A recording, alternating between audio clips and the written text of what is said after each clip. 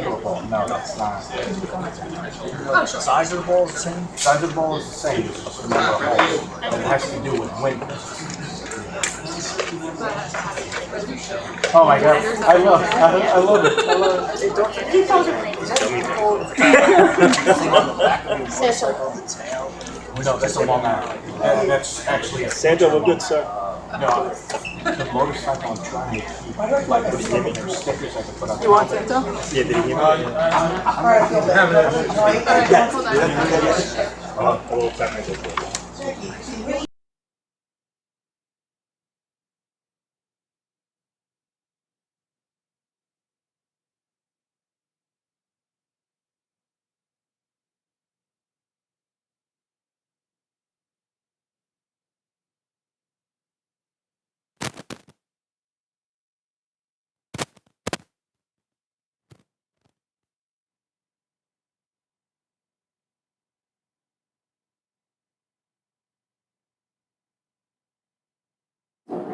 Test. Yeah, we're good.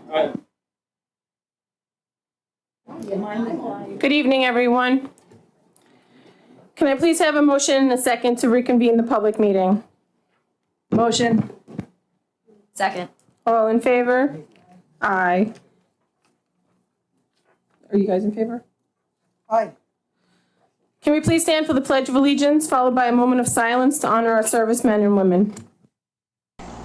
I pledge allegiance to the flag of the United States of America and to the republic for which it stands, one nation, under God, indivisible, with liberty and justice for all.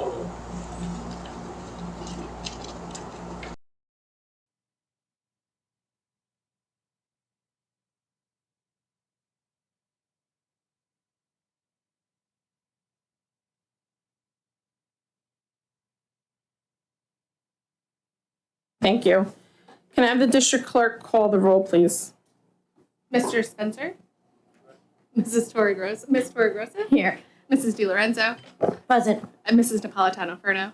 Here. Present. Mrs. Mallon? Present. Dr. Senamore? Present. Mrs. Iannatelli? Present. Mr. Kolahifar? Seated. Mrs. Poppy? Present. And Mr. Hauser? Present. Can I please have a motion and a second to accept the minutes of the July 29, 2024 meeting? Motion. Second. All in favor? Aye. Aye. Motion carries. Can I please have a motion and a second to approve the second reading and adoption of policy 0100, equal opportunity and non-discrimination? Motion. Second. Any questions? Yes. I wanted to, at the last board meeting, I wanted to have legal weigh in. I voted no to this because board majority voted to not table, which has never been done in my 5 years that I'm here, to not table a policy request for legal guidance because they had felt that we should have emailed the attorney. Board members are not supposed to be emailing the attorney.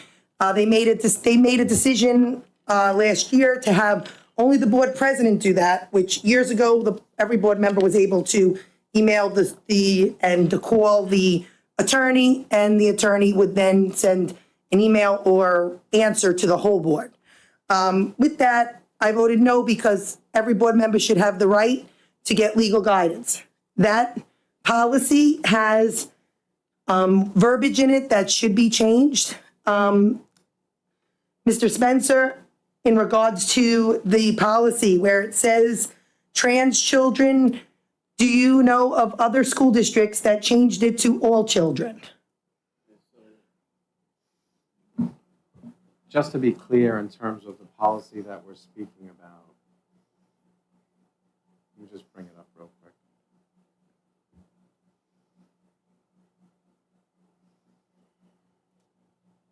Okay. And this would be your non-discrimination policy, I understand, correct? So in terms of your specific question, you may remove the specific reference to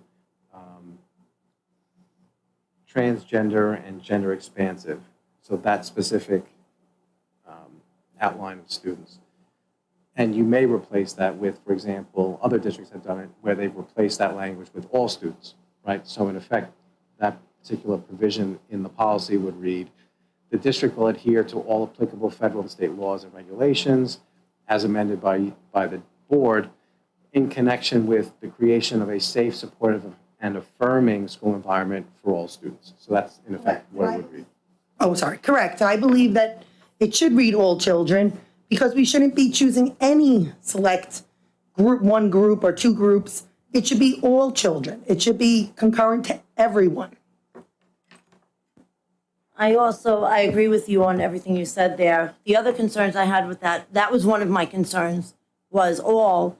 And my other concern was the guidance from NICEAD, which omitted parents and left parents out, stating that a social transition can occur without the parents' knowledge.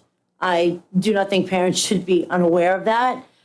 And I also do not think that that would be fair to teachers to put that on them to just go along with whatever the student says without discussing it with the parents. So I want to just also ask you if you can provide us any kind of answers about where that particular guidance, where that particular document falls within this policy. Is that still something that we have to go by? Or will this policy mean that if a student wants to socially transition without the parents' knowledge, the school has to do that? Right, so the mandatory notification piece that you're speaking about, that is not a part of that particular policy. That guidance from the state delving into transgender issues and so on and so forth, transgender students, the guidance suggests, based upon information obtained from select groups, and it did include parents and so forth, educators, administrators, policymakers. It suggested that be left to the student, right? So the guidance focuses on a very student-centered approach when it came to parent notification of a student's decision to transition.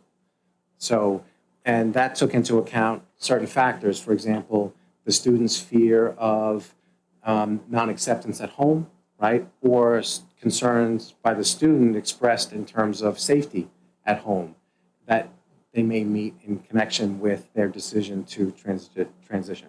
So those are the key factors that the guidance has in relation to that particular piece. But bear in mind, it's guidance, right? So the district will discuss it. The district will take its position. There's no mandatory rule or regulation governing whether or not there must be notification or not. I understand in speaking with the superintendent, Dr. Centimore. Yeah, so, there's a difference between policy and practice. And oftentimes the terms get intertwined and they're very distinct. So policy is one of the key, responsibilities of the Board of Education, review policy to approve policy. So any type of policy that states, the school will never or will always, inform the parents, there is no such language in policy. So then the question is, well, what has the practice been? Well, keep in mind, our belief is that education is a partnership, so we always look to have parents as informed partners. We also know that educators are mandated reporters if a child is ever in danger or could possibly be endangering somebody else. Those things are always in play. In a sensitive topic like this, and the way it's been handled, it's going to be handled on a case-by-case basis. There are some children, including children who are transitioning, who have a supportive home environment where there's open communication and these things are being readily discussed. And so there's no reason for the school to look to hinder those open lines of communication. There are other situations where the home environment is not as conducive in terms of acceptance and communication, where there is a potential danger to the child. And so, it puts our educators, especially our counselors, whether they be guidance counselors, school counselors, social workers, psychologists, in a tough situation. And the guidance for them is always to err on the side of a child's health and safety. Okay. So again, there's a difference between policy. This is not in policy, and a difference with practice. And that's how we kind of guide our professional practice. And as superintendent of schools, that's how I would guide my, my educators and counselors accordingly.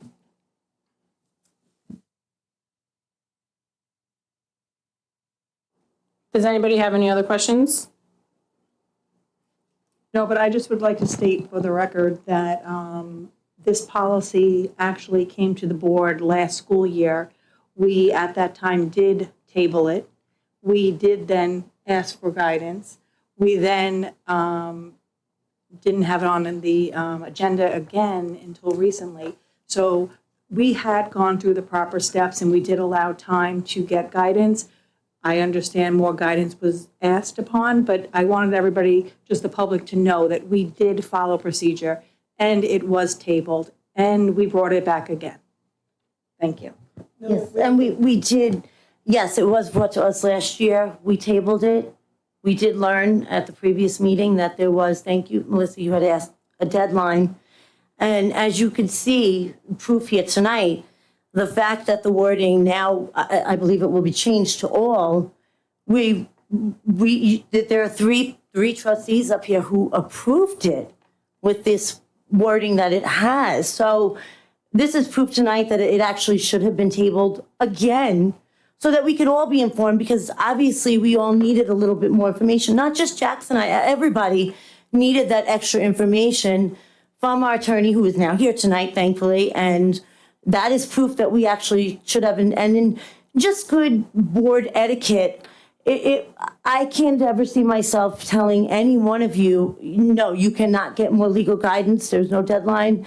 Absolutely not. We are policymakers. It is our job, it is our duty to make sure the wording is correct and everybody is at least comfortable. We want to come to a consensus.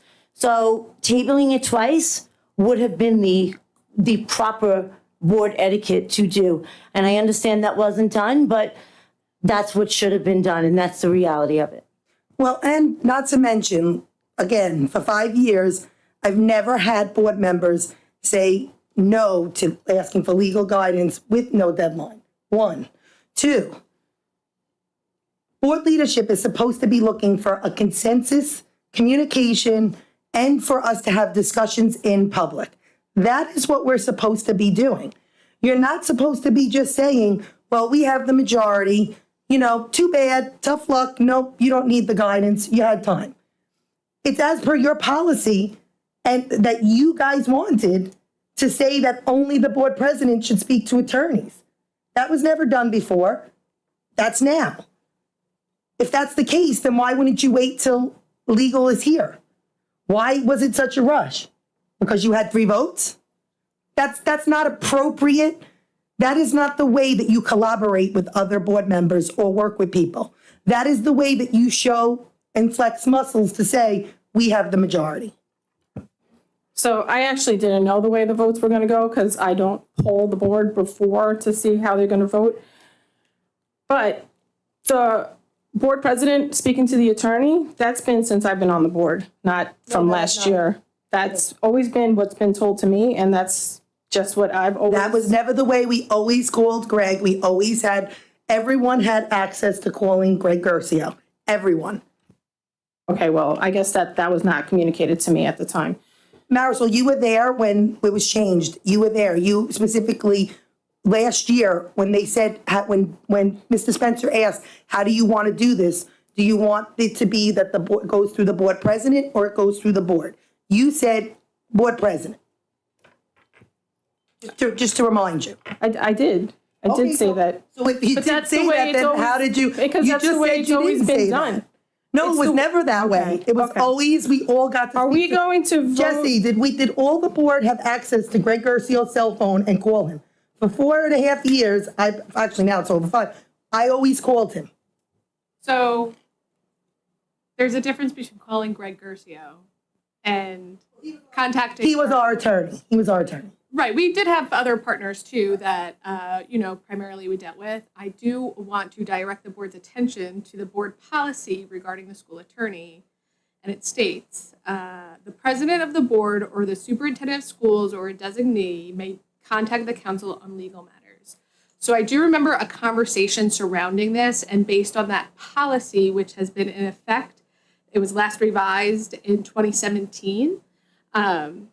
Based on that language, it was to have it go through the board president unless, another need arises. Again, did the board have access to calling Greg Garcia? All of the board, for years? I don't know, honestly. Okay, because we all did. Right. We all called, Greg could tell you, we all called him, and no one ever got charged for it either. He didn't charge you unless there was work associated. Right, but right now the board can't call Greg Garcia. Was that if we can't call the attorney for legal guidance, the way April said, how come we didn't get legal guidance? How come? Because if you understand transparency, it's not supposed to go through emails, which she doesn't understand. She wants to put everything in emails and not come in public and speak about it. And that's not how it's supposed to be done. We have questions about this. This should be done in public with the attorney present. I would just like the record to reflect, my yes vote had nothing to do with the majority. I am okay with the wording as trans and gender expansive. However, I'm also okay with changing it to all to make everybody comfortable. So it wasn't like a just majority, let's push it forward thing on my end. I would like to just move, if we're going to change it to all though, I would like to move forward with doing that so we can get a policy in place that protects kids in the way they need to be protected. Right, so we're going to vote with the policy with the changing to be all students. Is that my understanding? Right, so can I please have a motion and a second to approve the second reading and adoption of policy 0100, equal opportunity and non-discrimination as amended? Motion. Second. Melissa, how do you vote? No. That is the change. Okay, so then yes, I want it. Yes, with the all. We are on the same page. All students. Ms. DiLorenzo, Yes. Ms. Napolitano-Farno, Yes, with all students. I'm a yes. Ms. Iannatelli? Yes. Okay, motion passes. Can I please call for a motion and a second to approve the second reading and adoption of policy 5300, Code of Conduct? Motion. Second. Does anybody have any questions? Yes, I do. A few questions about some of the things on here. On page 49 of the Code of Conduct, which now I have to bring it up here. Get to page 49. There's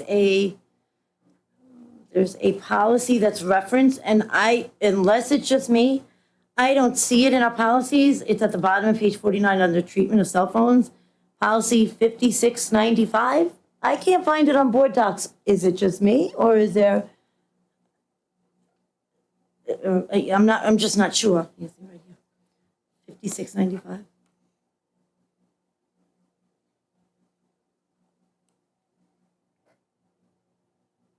Jesse, are you looking for that policy? I don't see it listed. I think there's a typo on the number. I'm going to take a look real quick. Okay, thank you. And let me see if I think I have another question. No, okay. Yeah, it was just that one. I wasn't sure what that was because I could not find that on there, so. While Jesse's looking for that, I'm just going to say that Regulation 5420R, Student Health Services, was presented to the board for our edification. Does anybody have any questions or comments on that? Yeah, I just want to say I am excited to see that Life Act, something I brought up last year, has been added. And I am glad that we were able to take advantage of the free program to have one sent to the school district. And like I said, the Nassau County Police Department carry them, EMTs carry them. It's just another aid in helping if the need arises. And they're in the nurse's office. Nurses are trained. Perfect, thank you.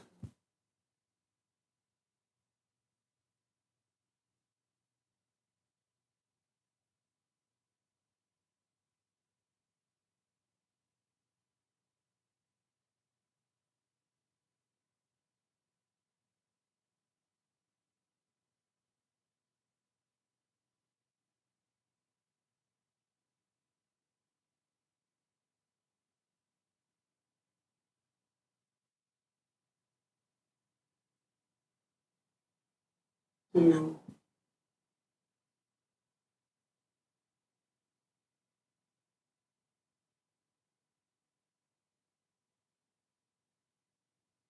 Policy number, typo, or the policy. Right, I do think either replace the policy number or, because the sentence is, teachers and administrators are authorized to confiscate student cell phones that are being used in violation of the Code of Conduct and/or Policy 5695, student use of electronic devices. So if we just find that Policy 5695 just no longer exists because it was enveloped in some other way, we either just strike that from it or we'll update it with the correct number, yeah. So I think you just approve it as amended. I'm not for voting on something that needs to be amended. I'd rather strike it or save it for the next. I mean, Conduct is suffice. I would be for striking it also. All right, so I'm going to call for a motion and a second to approve the second reading and adoption of policy 5300, Code of Conduct as amended. I need a motion and a second. Motion. Second. All right, all in favor? Aye. Aye. We now have our superintendent's update, Dr. Centimore. I'm very excited, so if I start to lift off my seat, I'll need everybody to kind of pull me back down because the school year is about to start, and I can't wait. It has also been a great summer, so I have a lot to cover. I'm going to be robust. I don't know how succinct, but John and Brandon promised that when they do their presentation, they'll make up for my lack of succinctness. I appreciate both you gentlemen.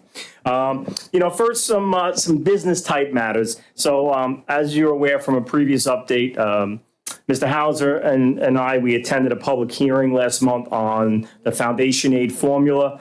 And tonight for the board's consideration and approval is an advocacy letter to the Governor's Commission, the Rockefeller Commission, that is looking at the foundation aid and will be making recommendations in the coming months. A very, very quick turnaround.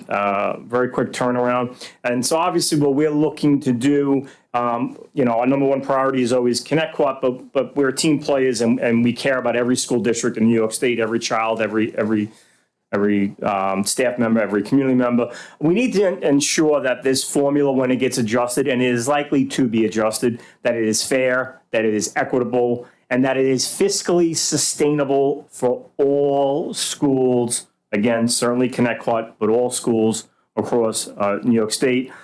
This means that not only should they be looking at a hold harmless provision and have that be incorporated into this, which hold harmless means you won't cut our current aid numbers, but we know from living that from last year that just keeping us current with the aid level is not enough because all expenses go up, they increase. So they also need to build into this an adequate annual aid increase as well. Yes to the hold harmless, not good enough. Also must have some kind of an aid accelerator as well, modest as it may be, just to ensure that we could keep up with costs. This review of the foundation aid formula shouldn't be done in isolation because there are a lot of things that impact school finance. There are a lot of mandates that are either completely unfunded or very poorly funded. You've heard me speak quite often. I'm going to continue to speak quite often about the electric bus mandate as one particular example. And then there are other factors such as healthcare costs and pensions that need to be looked at and revised on behalf of both districts and employees. So, it's important that none of this is looked at in isolation. So for the board's consideration, there is an advocacy letter, and I thank you. In terms of the summer leading into the school year, pardon me, it's been a great summer of enrichment and other programs and sports camps. Over at Basti, for example, they had a tour of the ocean. Idlehour recently had a carnival. At the high school with their enrichment, they had foods of the day from around the world. Thank you to all of our staff and all of these programs. Outstanding. I also want to thank all of the staff involved in the summer curriculum writing and the professional development. Oftentimes we look at our educators and other types of staff, support staff. We had support staff here as well. They're 10-month employees. They have their summers off. Folks, we had a lot of our staff in throughout the summer, curriculum writing, professional development. Thank you for your commitment to our children. Our marching band had a wonderful summer showcase for parents. Thank you to Orba, our music and arts boosters. They provided the ice cream, and of course, our talented kids and their directors provided the entertainment. We're very excited for their new theme that they rolled out on T-Bird Nation. It's going to be a great marching band season. We also thank SEPTA for recently hosting on Friday evening the Summer Ice Cream Social over at Sycamore. Very well attended. They always do a great job over there with SEPTA. Thank you very much. We recently had a community member bring to our attention, and she's with us today, thank you, about graduation video archives not being readily available. There was one particular year that was missing, 2020. Our IT department went at it right away, found that video, got all the other videos secured. They're now on our website under the community tab. The website will be a constant work in progress. We're working closely with the IT department to continue to update things.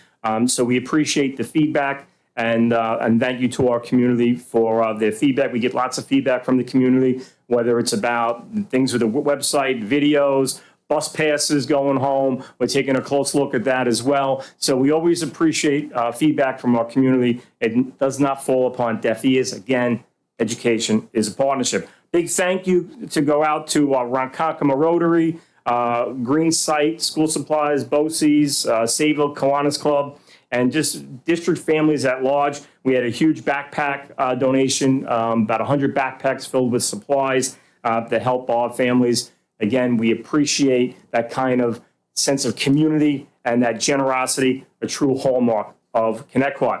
The Connecticut Public Library is happy to announce that Sycamore Avenue Elementary School is the winner of this year's Summer Challenge contest. Each school will be receiving a list of all children from their school who participated. We want to thank everybody for being involved. We love promoting reading, especially all year round, especially when school is not in session. Kudos, everybody. Thank you to our public library for their partnership. And speaking of the partnership with the public library, in a couple weeks, on Saturday, September 14th, from 11 a.m. to 2, they're hosting Community Wellness Day. Outstanding event. I encourage everyone to go attend. Thank you to all involved from all the various organizations, our own staff, and of course, our friends at the library.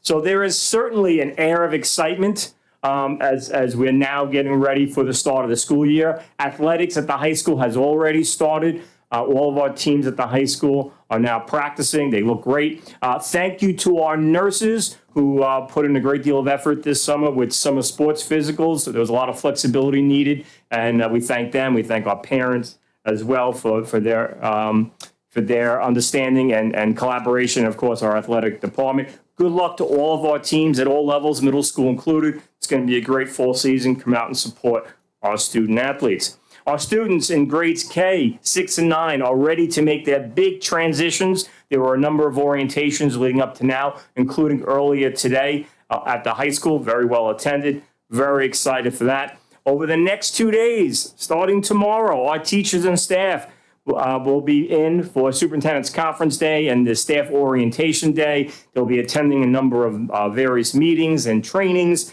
I'll have an opportunity to address the staff tomorrow morning, and of course, we'll have a nice breakfast for them and myself, the cabinet, and our Board of Education will be there to serve our staff. It's our way to give back to them, and we appreciate all of our instructional and support staff for all they do, and of course, our kids are returning on Tuesday. Our amazing students. We are ecstatic. We saw a lot of our seniors this summer recently doing their parking spots. I kept looking for a spot that says, Dr. C, you are the best. I haven't seen that spot yet, but hopefully maybe we'll see one by the end of the year. Just a hint, by the way. All right. Our bus drivers are doing their practice runs. The wheels on the buses go round and round, and they're ready to roll. I can't wait to be there at the crack of dawn on Tuesday as they roll out of our lot. The schools look amazing. I don't want to steal Mr. Allen and Mr. Weisberg's thunder because they're going to give a presentation.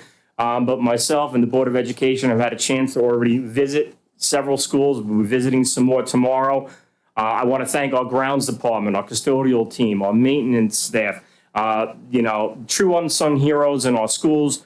The floors sparkle, the lawns look pristine, a great deal of care. And, whether it's, the experience on a bus, the experience in a cafeteria, walking into a building and seeing how clean it is out on the fields. This all matters to a student's learning experience. This all matters to the experience of our employees, our instructional, administrative, and support staff. Kudos to all departments and facilities. We're ready to roll. Outstanding. September menus have been posted. Our food service committee will be having its first meeting in the month of September. I know one of the topics we're very excited about is guest chef. We're looking forward to rolling that out. Mr. Hauser, what are you going to be making us? What's your specialty that you, as a guest chef? Some type of souffle, I'm not quite sure. You're a good sport, Mr. Hauser. We're very excited. Communication is very important. I know our buildings have been reaching out. I have, my welcome back letter to the community coming out shortly, as well as that eagerly awaited back to school video. I know you look forward to those videos every month. Those will be coming out shortly. I know our buildings have already done their outreach. To our parents, if you have not already registered, we've now gone to the communication platform Parent Square, very user-friendly. So please register if you have not yet done so. Please continue to check our website as well as social media for updates. September is just jam-packed. There are a ton of open school nights. There are a lot of events. Obviously, the athletic contests start as well. Please check the calendar so you can be involved and try to make these events. This Thursday evening is a workshop. The board and I will begin the process of reviewing the district's mission statement and identifying areas for goal setting as part of strategic planning. And we are all very part of that. I'll make reference to that when I meet with the faculty tomorrow. Obviously, we have a current mission statement in place. I'll review that with them, but also talk to them about how board and myself will be starting this process as well. The town of Islip will host their color run as part of Islip Goes Purple Month at Town Hall on September 4th at 4 p.m. And then later that month on September 19th in the district, we're going to promote Wear Purple Day in recognition of substance awareness and, of course, recovery. As always, we thank our PTA, SEPTA, ORBA, Athletic Boosters, Rotary, Civics, Kiwanis, and all community organizations for all that they do for our students, staff, and community. It's going to be an absolutely outstanding school year. Together, we're going to strive and thrive in 24-25. We'll welcome our staff back tomorrow and our kids on Tuesday. Everybody have an enjoyable Labor Day weekend. Thank you. And now, Strive and thrive. I like it. strive and thrive in 24-25. We good? Mr. Allen for facilities update. Thank you, Dr. Senamore.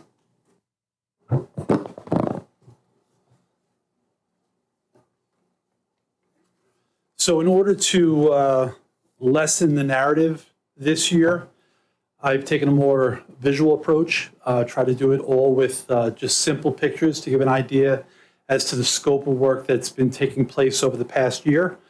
I'm going to touch on all the capital information and projects, and then I'm going to pass the mic over to Brandon, who's going to talk about some of the projects that we've done in-house, either with general fund and or our own staff. So quite simply, the year in review. It has been a very, very busy year, as you'll see from some of the pictures included.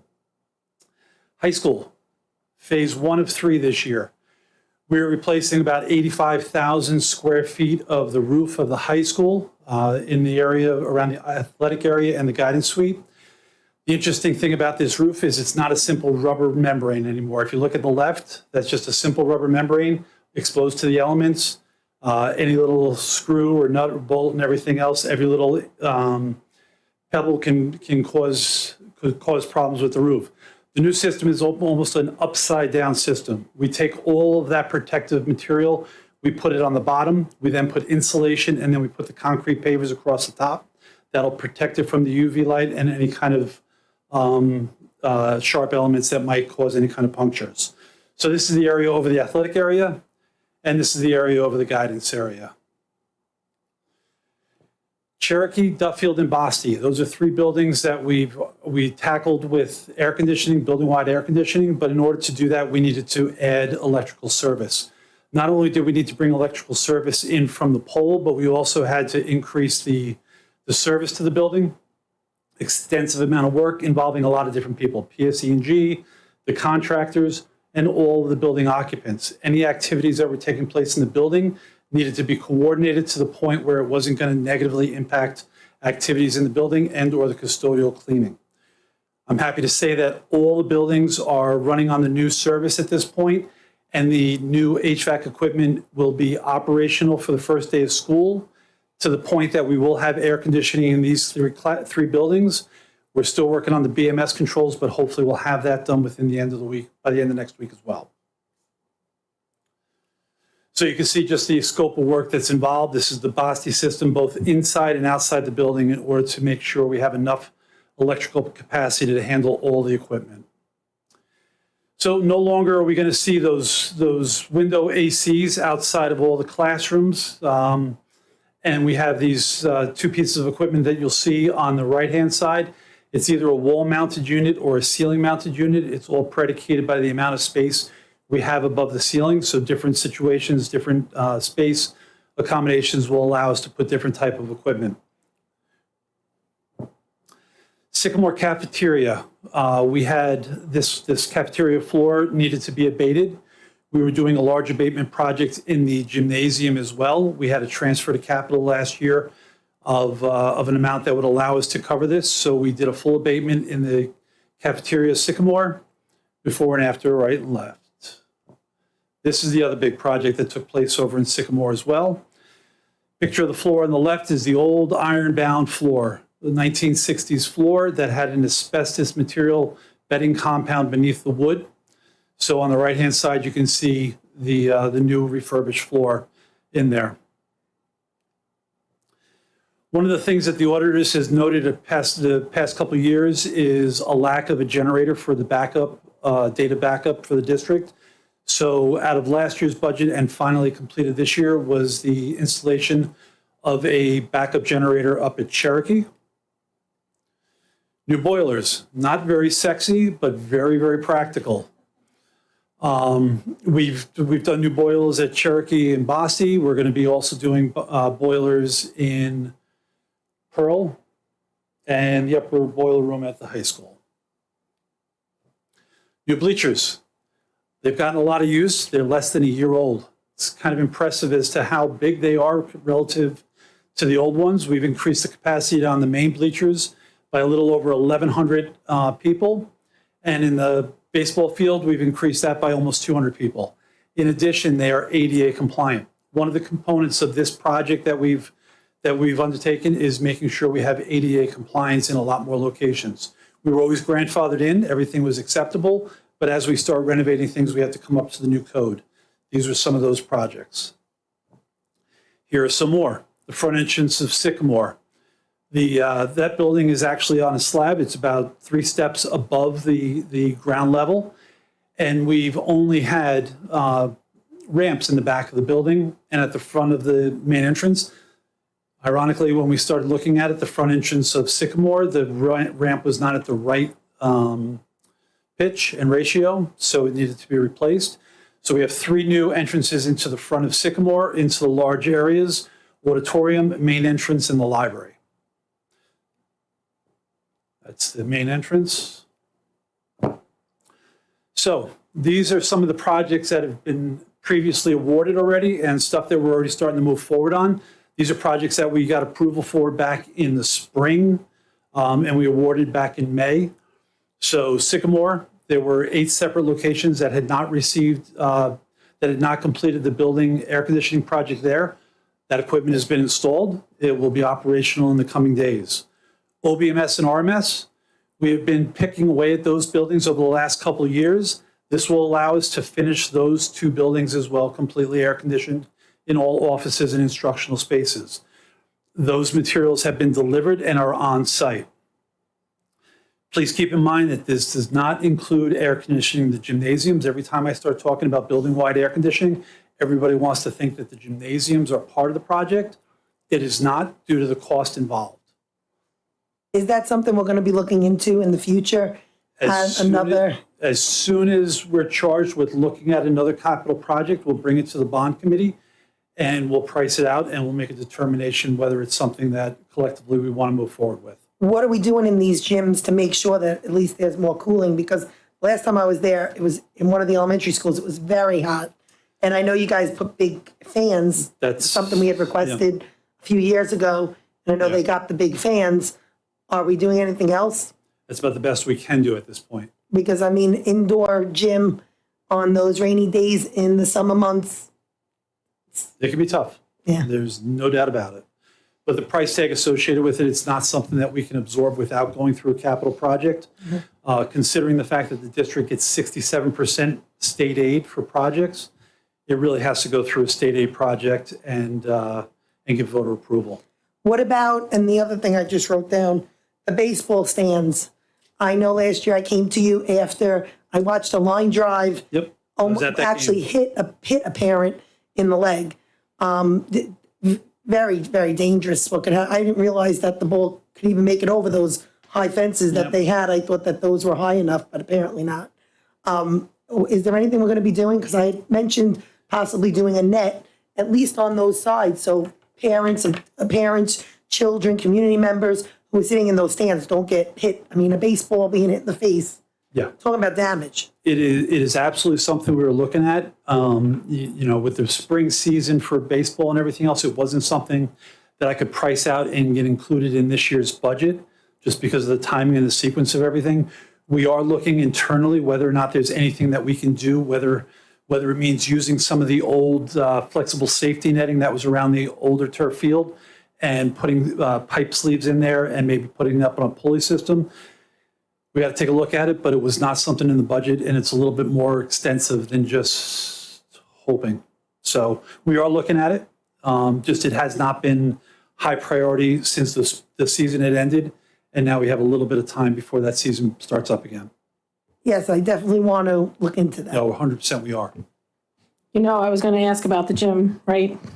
Because I always ask about the gym. It's so hot, and it's in the high school, they use it for a testing area. So the main gym is air conditioned, but the new gym is not.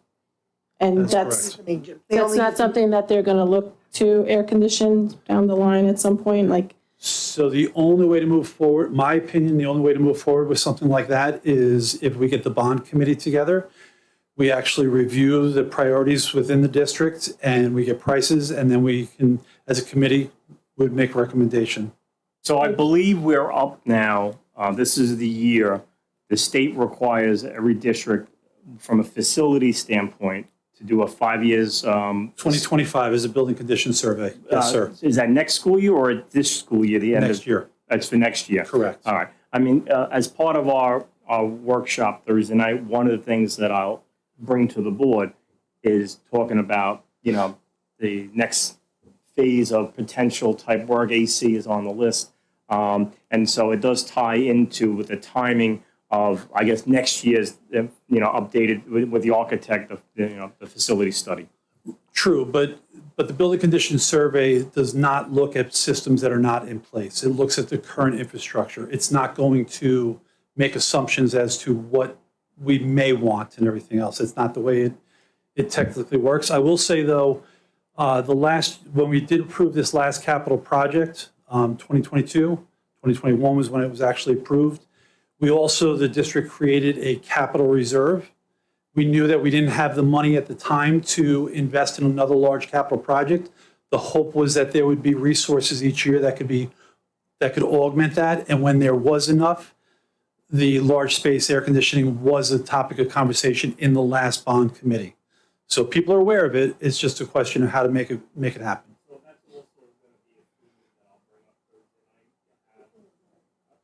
Thank you. That'll also be a theme I'll bring up on Thursday night. We have debt service connected with the current bond projects and then, how does that project moving forward if we ever want to go back for another bond?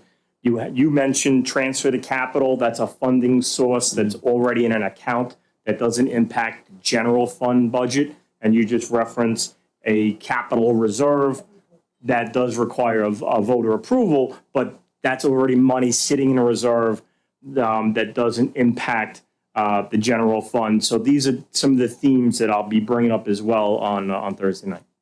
I think your mic went out.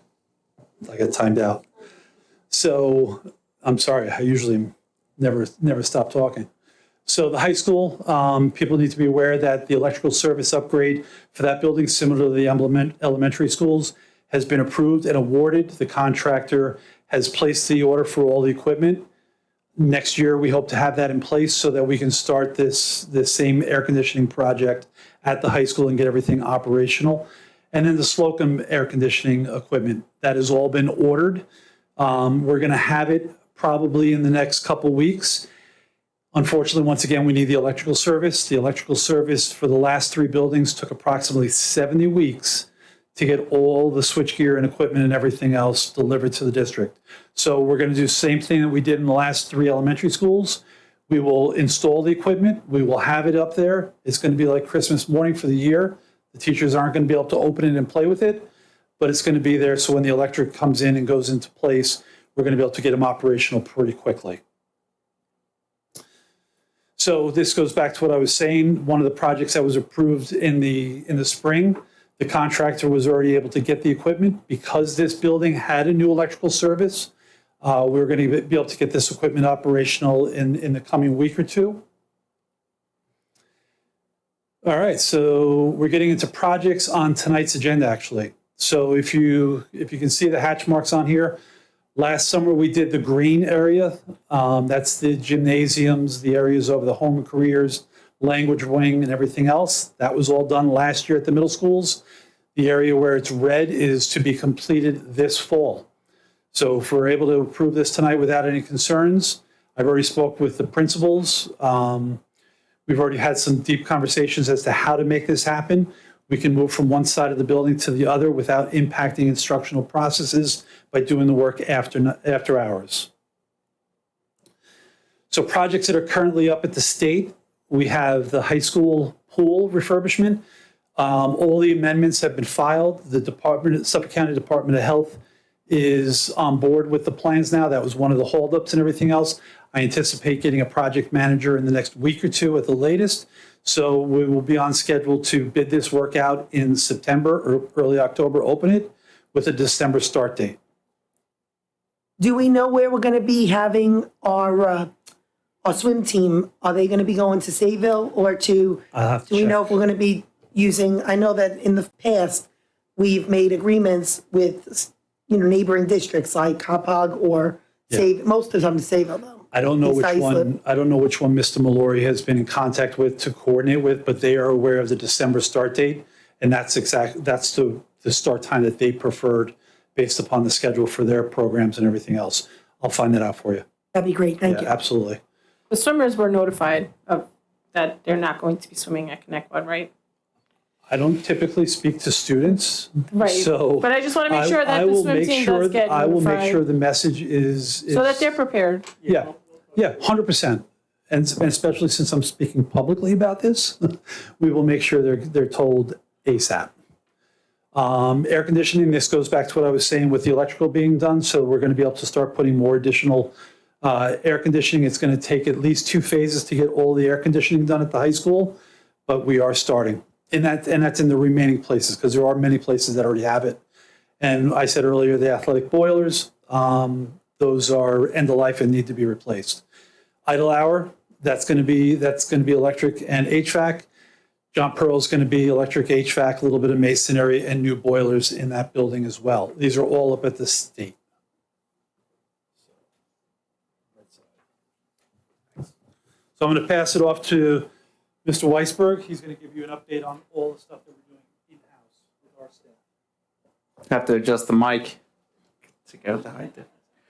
All right, so thanks for giving me the time here. So I'm going to speak on more of the stuff that we handle through our general operating budget, as well as through our in-house maintenance, custodial, and grounds departments.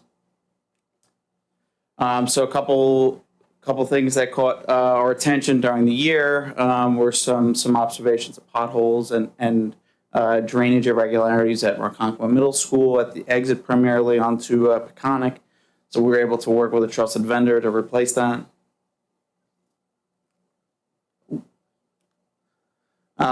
In coordination with John's the capital project program, we actually took the opportunity to paint the Sycamore Gymnasium so that we can avoid driving a lift on a new gymnasium floor.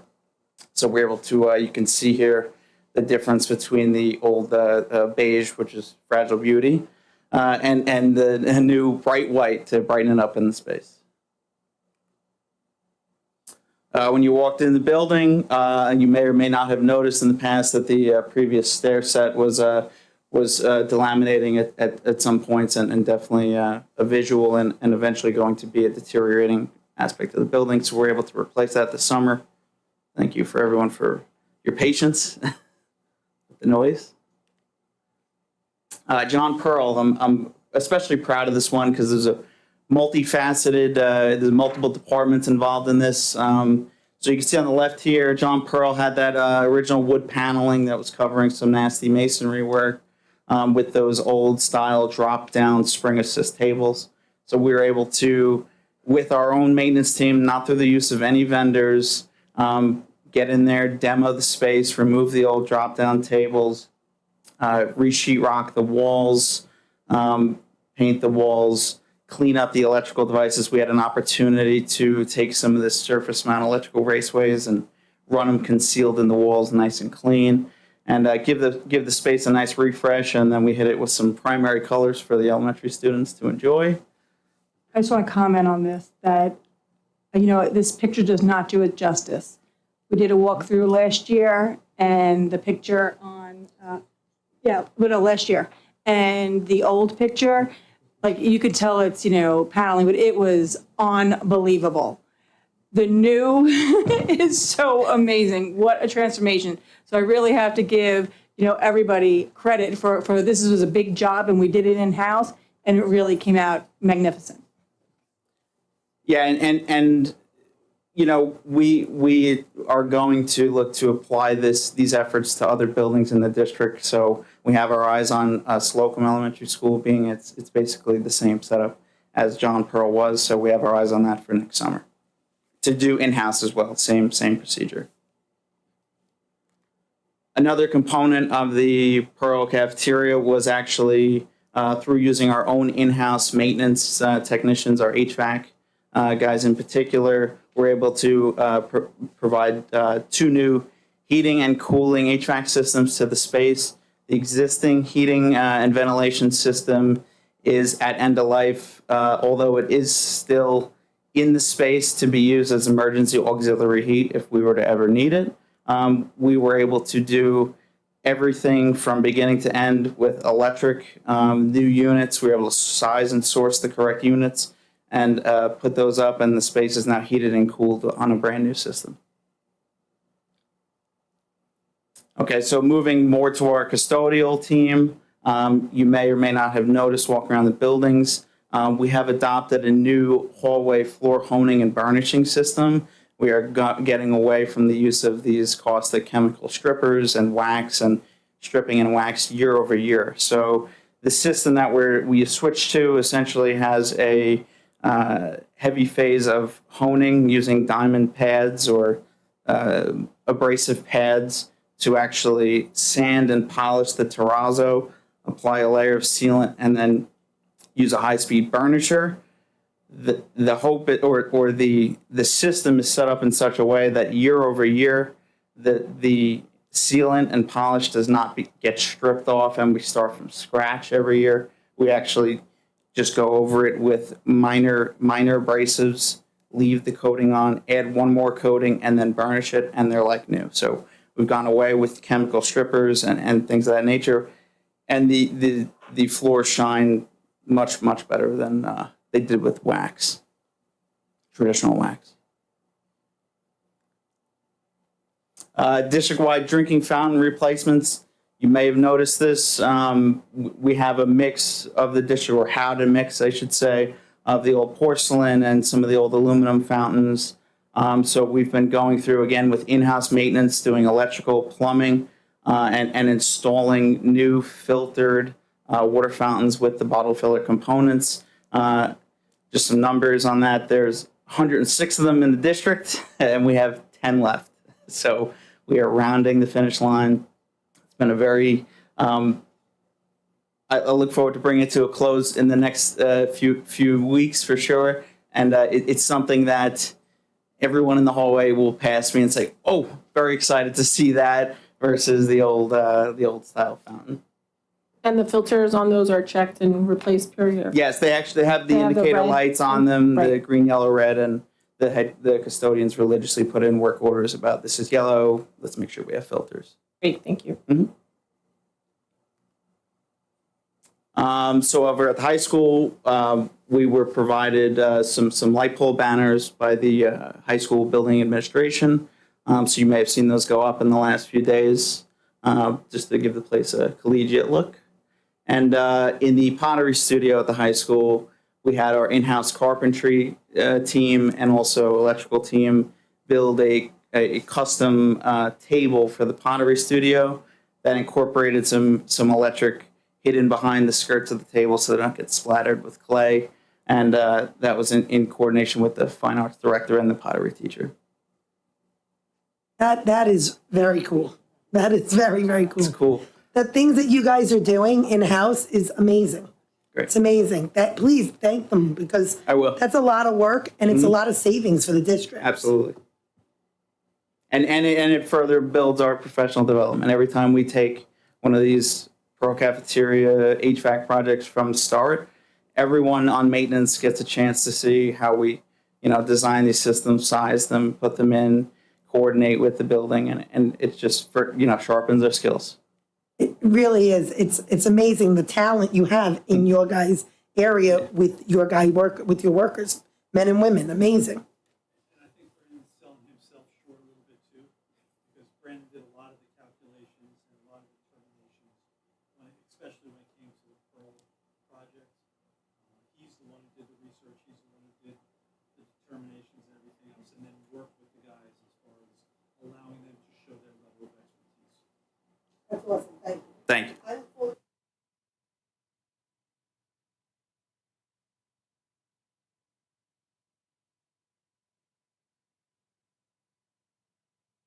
Thank you.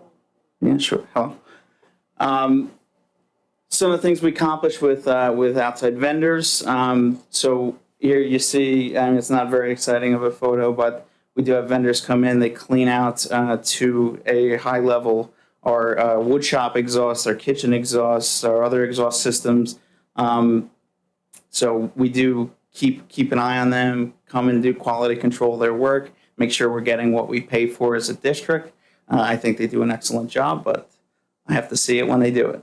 Another thing we like to get in the habit of doing, and it's a long change, but is preventative maintenance instead of reactive maintenance. So we're getting into a rhythm of having regularly scheduled maintenance on our major building components. In this picture on the right here, you'll see that it's actually the burner assembly of one of the new boilers at Cherokee, and it gets taken apart, the electrodes are changed, things are checked, and the boilers are fired up and calibrated back to factory levels.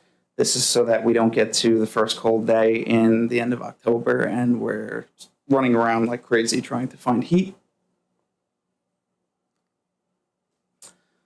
Switching to outside the building a bit, we had our grounds department in coordination with the building administration clean up some of the old unkempt planting installations that were in the courtyard at Bosty.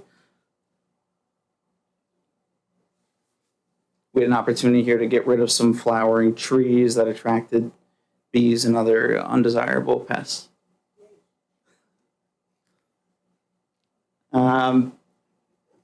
This is just highlighting that we're able to support, I know the senior class has a large initiative to paint the parking lot spots, so our grounds department was able to go through and clean the spots up, even amidst all the activity this summer, and get the place ready to allow these seniors to really enjoy that activity.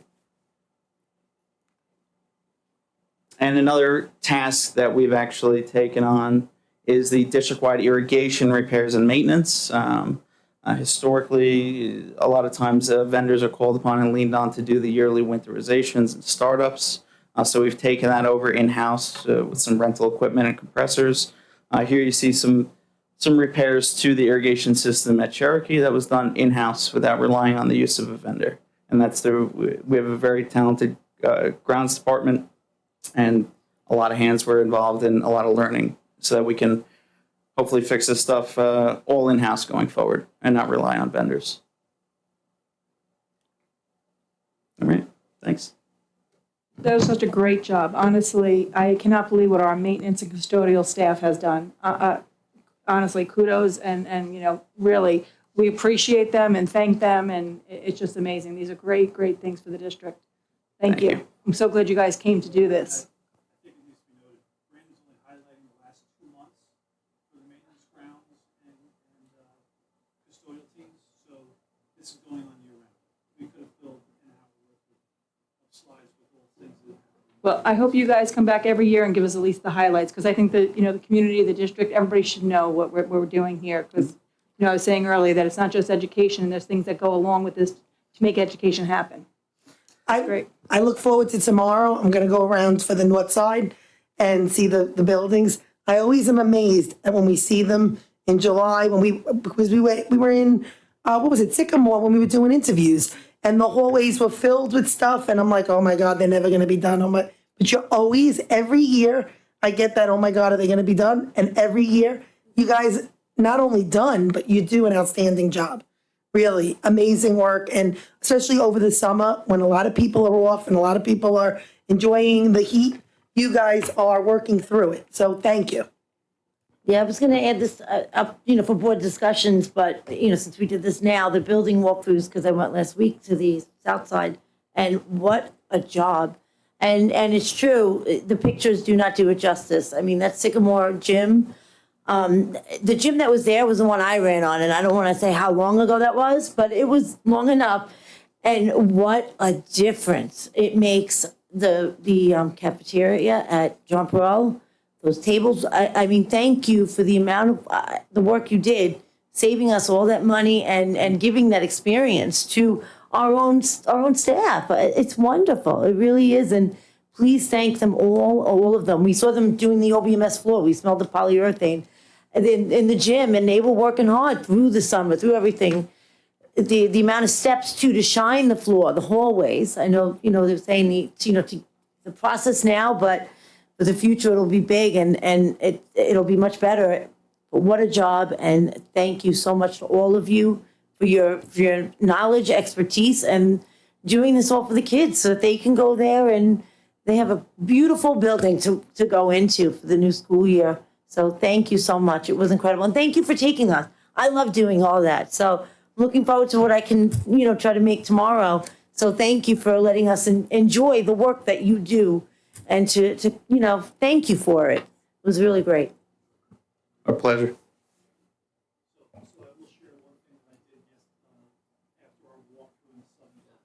You have to go to the microphone. People at home can't hear. Thank you. Don't worry, I will. Wow, world's different down there. So I did reach out to all the heads and chiefs after a walkthrough the other day. I've been doing these for 17 years now. I've been doing board walkthroughs. That's been one of my roles. And I can say without question, those 5 buildings showed better than any single walkthrough I've ever been on. So I'm very much looking forward to tomorrow. I have a feeling the north end is going to hold up just as well, and it's going to be one of those great opportunities to open the year with spectacular facilities. So, Can you take us to see that those pottery things? That is fantastic. I'm dying to see it in person. So, all right, thank you. So I do just want to also thank everybody for all their hard work. It's so much appreciated, and nobody really knows how much goes on behind the scenes. I do have a question. Sorry. As far as the playgrounds on John Pearl and Idlehour. Oh, did you ask him this? No, not yet. I just asked him this at the SEPTA ice cream. I think you guys had left. I had asked him about John Pearl when it was getting done. Yeah, so if you can just give us an update on that. I know that it's a little outdated, and Idlehour too. No, I think is it's it Bosty? I'll give you a playground update. Is it Bosty and John Pearl though? So there's several things going on here, yes. We have in the 2019 capital project, there was a line item for district-wide playgrounds. So we've been working back and forth with the business office right now. We've been cleaning up the finances for that project, trying to find out exactly how much we have. It looks like we have enough money to address playgrounds. One of my recommendations, and I wish I could have the conversation with Dr. Sinnemore privately first, but I do believe that the Pearl playground needs to be addressed. I believe the small playground behind the kindergarten atrium at Boston needs to be addressed.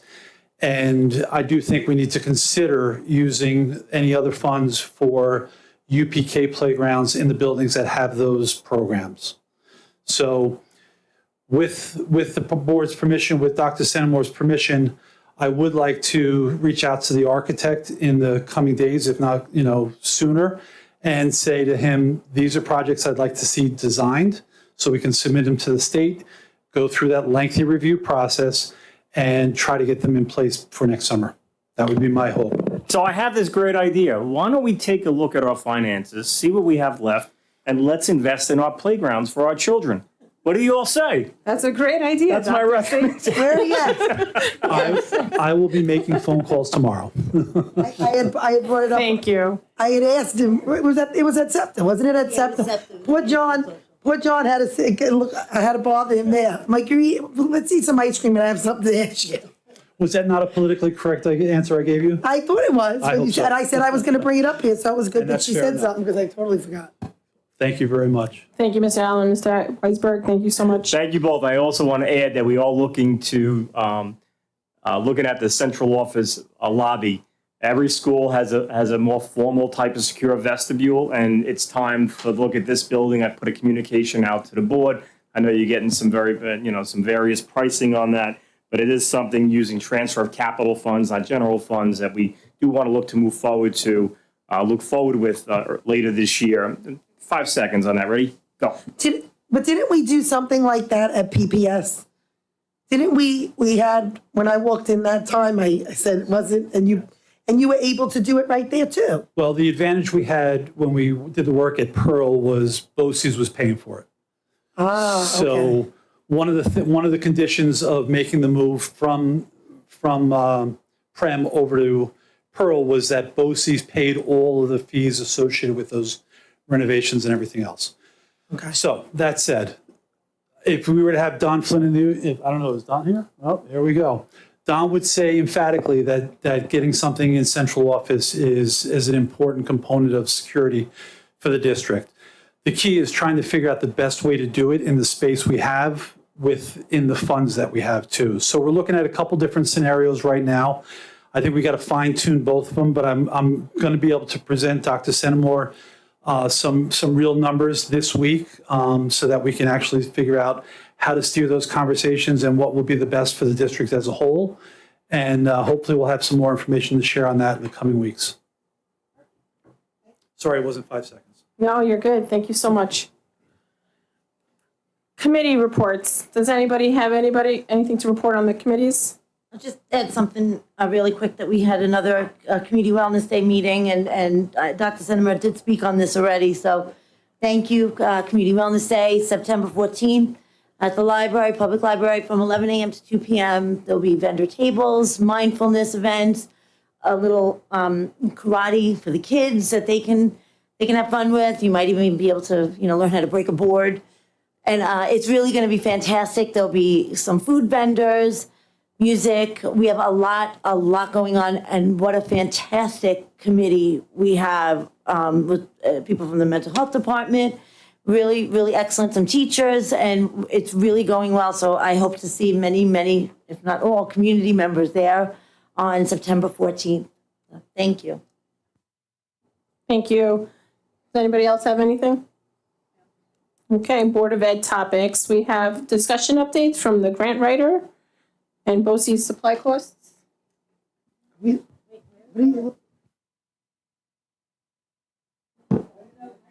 It was it was supposed to be added to the public, but we had agenda setting very late. So it was discussed, just as a follow-up. There was emails about it, and just to follow up with the conversation from the last meeting. Those were outstanding items that the board had requested information on. Admin said that they'd get it to you, so it's just now addressing that. I understand, but why isn't it on? I just got this today. This is today's copy. Right, I didn't make the change to the agenda. Again, I did put it on Marisol's cheat sheet just as a reminder to bring it up. Yeah, I appreciate that, Jesse. Yeah, it's just an update from the prior conversations.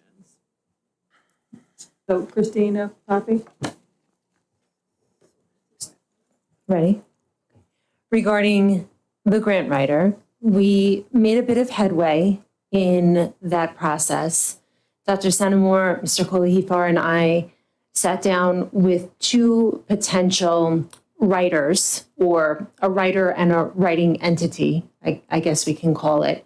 And we talked with them about what we were seeking as a district and heard from them about the service that they would be willing to provide. So we are continuing the discussion with that individual and that grant writing entity in order to kind of narrow the playing field in terms of meeting what the district needs and what their sort of requests and their process and protocols are. So we are very much engaged in discussions regarding grant writing, and as soon as we have another update to share, we'll certainly share that with the board. Thank you. And BOCES supply costs? I do have a spreadsheet to share with the board this evening of the generalized supply costs that are related to all of our CTE programs for BOCES. These lists include all the way up to certification exams, as well as kits and materials and supplies, uniforms, shoes, et cetera, that are required for these programs. So I'll send them down. Are you guys, is there some kind of way you guys are doing this? Like, how are people whose children are in need of some sort of support or help, how are they supposed to get in touch? Is it going to be through some sort of, are you guys going to put out some sort of flyer? Is it going to be through online? Is it going to be through BOCES? Because I know that we have the money to supplement some of the costs for some of the students, especially those in need for their equipment. Correct. How are you guys, I should say, how are you deciding on who's getting that?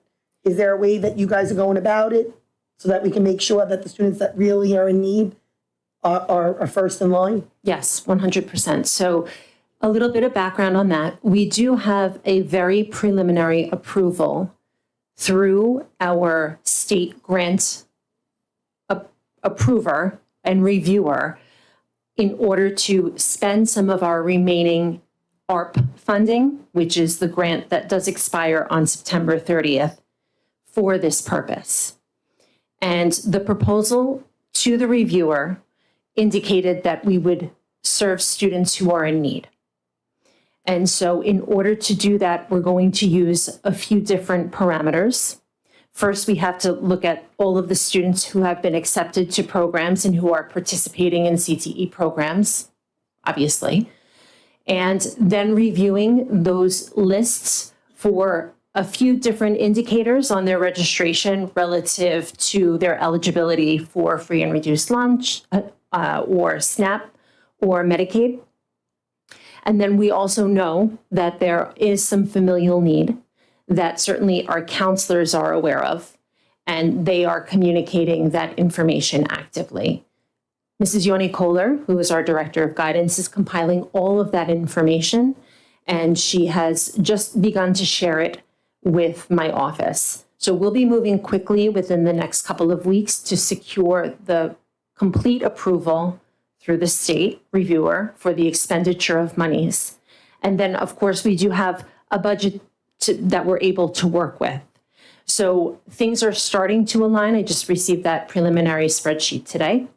But if families have specific concerns, of course, they can reach out to their counselor, or to Mrs. Yoni Calder directly, or they can reach out to my office directly in order to be included in that list. The only piece of this that I do believe I should mention is that because of the timing of the grant, should we receive approval for this expenditure, we won't be able to cover the cost of the certification exams that you see in that. I think it's the final column, second to last column, because those exams won't occur until the end of the program. We'll be able to front the upfront costs relative to the required components of each of those programs that are listed in the second column on that sheet. Thank you. I really appreciate you going back and, taking care of this and finding the money. I have another suggestion, and, I'm not sure, I know our community always comes together and there's a lot of things on social media, something where we can do, adopt a child. And that families that are in need, maybe, I know the school district can't, but maybe the community themselves would want to do something where people, I know are always willing to donate and give and do things, that people who, somewhat don't qualify for the need, maybe they also could, if they need something, could reach out and, I'm just putting it out there. I actually, that to me is something that you'd have to go through a PTA or something like that. I would be more apt to say, and I've seen this done in other districts. I believe, and you'd have to look into it, Seaford brought in a CTE program right into their schools, which is what I've been advocating for. Seaford has their, I believe it's electrical, but don't hold me to it. It's they brought in some of those the same way BOCES has, and they're doing it at their building. That being said, they got, my understanding from other districts and other board members, they got funding from different businesses that had nothing to do with the school. What they did is these businesses put it out there that if any students in their district was doing something, they were going to give almost like a tuition or a scholarship for that. And they gave them money towards the program. But with that, they had the kids work part-time at that. So they got a hands-on, because that's the other thing that people don't understand. These kids go to this, and some of them may like it, but until you're hands-on with something, and that's what I was saying to April in executive, when she said, oh, people read books, Jackie, books are what we learn from. Yes, books we learn from.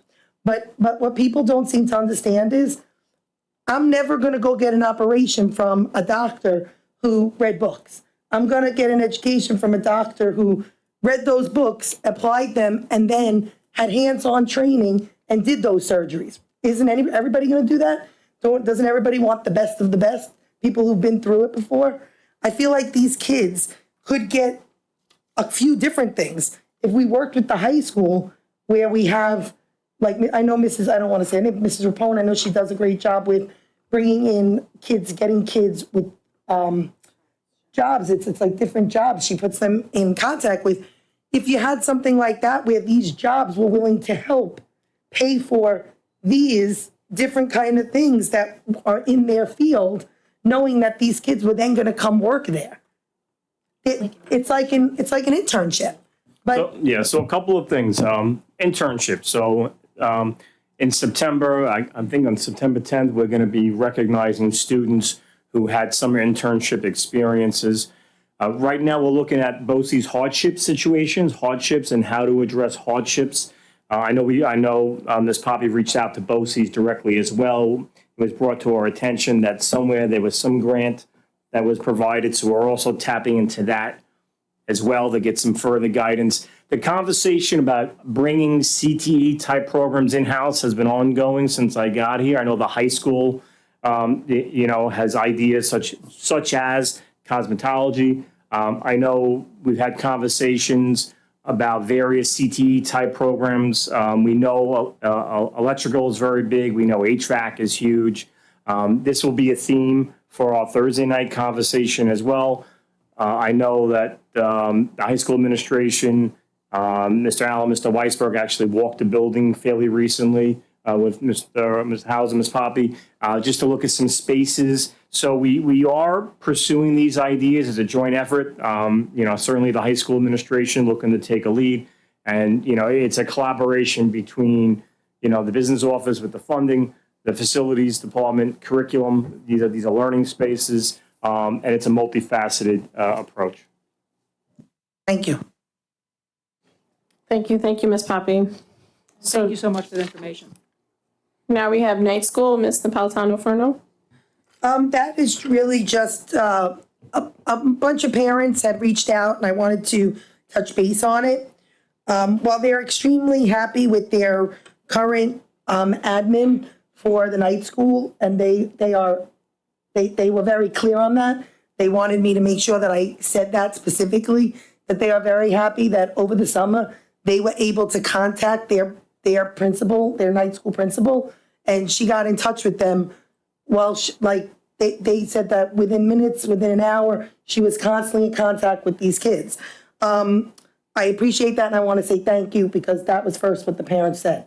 Second, what they brought to me was, and I brought to administration, was that there were kids left out last year and now this year in regards to school photos, senior photos. I had heard that happens with, there's someone who takes care of that during the day at the school. That needs to be also the same people that handle it at night. Because my understanding is there's only a couple of seniors each year, and these seniors are being left out. And then one said that last year, it was like a shotgun to get him a picture, and then it was like a rush. That should not be. Senior pictures was a great experience. I actually came and watched a couple of the kids getting pictures, and I stood outside the lunchroom door to not be a stalker or anything, but I was there and I wanted to see how, and everyone looked like they were having the best time. It was nice. It was, that's how it should be for all students. Just because kids go to night school for whatever the reason is, they should still be included. And I want to make this very clear in every single senior activity. If you are a senior, you are included. We cannot say we are inclusive and then exclude. I understand people say to me, oh, it was an oversight. Oh, the day people didn't realize it. Unacceptable. Unacceptable. The children should not, every senior in our district should have the best senior year, and that includes night school kids, 100%. In response to that, we are redoubling our efforts to check and double check our lists, our rosters, because occasionally that alternative high school roster does change throughout the school year to ensure that the communication and messaging is as consistent as it possibly can be for those children. Thank you. Yeah, I want to make sure that they're also encouraged. I know that they may not want to. I mean, this is, like I said, there are kids who go to day school and don't want to go on trips. But I want to see every child encouraged that can and wants to go on the trips, wants to be included in senior activities. Because your senior year, I mean, I know when I graduated, 1996, a long time ago, I just want to say it was the best year. It was the best year. I look back at my yearbook all the time, seeing pictures. It's hilarious. I love it. I love the year, and I want every student here to have that experience. I know that it's not always easy, ninth grade, transitioning. 3 of us right here have kids going in ninth grade. It's going to be a tough year, transitioning. We understand that. But your senior year, I hate to say it like this, you rule the school, but you should enjoy it. It should be an incredible year. And that includes for night school kids. Now, I know, which I didn't realize that they didn't have pictures, but senior photos for this year, I believe, were taken already. Were those students included in that this year? The alternative high school principal did make contact with the 2 seniors who were enrolled in that program at the time and ascertained whether or not they wanted to participate in senior photos. And my understanding is they made it in, or I think one wasn't interested in participating. But it was done in a timely fashion so that there wasn't a missed opportunity. I believe that it occurred in the second round in the retakes, but in the original, they were overlooked. Thank you, Ms. Poppy, for ensuring that. I do agree every student should be included in every activity. School calendar, Ms. Napolitano for now. So school calendar is actually school calendar and financial budget questions, because it all goes together. So, and I have it here like this. So with the school calendar, people had requested paper calendars. I like a paper calendar, but we had seen that last year we had excess positions and people, and it wasn't the year, obviously, that you're going to look into sending out paper calendars. So my request is that every building have printed calendars already printed. The ones that are printed in the paper copy, like Jesse, you guys printed, which was incredible. Thank you. I understand it's not a calendar like where you hold it up, but like I did, you put a hole in the top, you put it up on, it still looks like the calendar, it's paper, but I feel like it's something. I love the calendars, but I also would not excess bodies and bring back calendars. That's at least me. I do love having calendars though. So I would like to see calendars printed, not like everyone said, if they're requested. I want them printed and put in every building vestibule. So like, even if it's 10 at a time or 20 at a time, because I feel like people will see it and take it. Some people will just not think about, let me call up and ask to have it printed. But if it's there, they will take it and utilize it. And I think that's a good thing. The second thing is, Well, I just want to say about the calendars, just really quick. Go ahead. I do agree with the community member last year who pointed out that the Bayport School District gets businesses in the area to fund their calendar. I know we were thinking about looking into that. I really love the calendar too. I loved seeing the pictures back in the day of all the kids.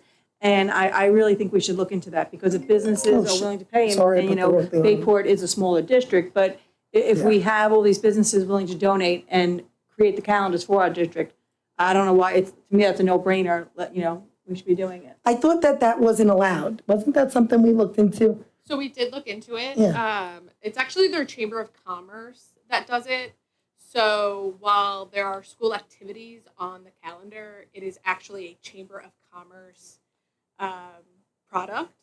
So we did look into that, and at the same time, right, it's then coordinating with the, I don't even know if we have chambers of commerce, but we talked about possibly doing with like each civics, and all three of them. And I mean, I'm not really sure where the conversation was, but the conversation at least has been started.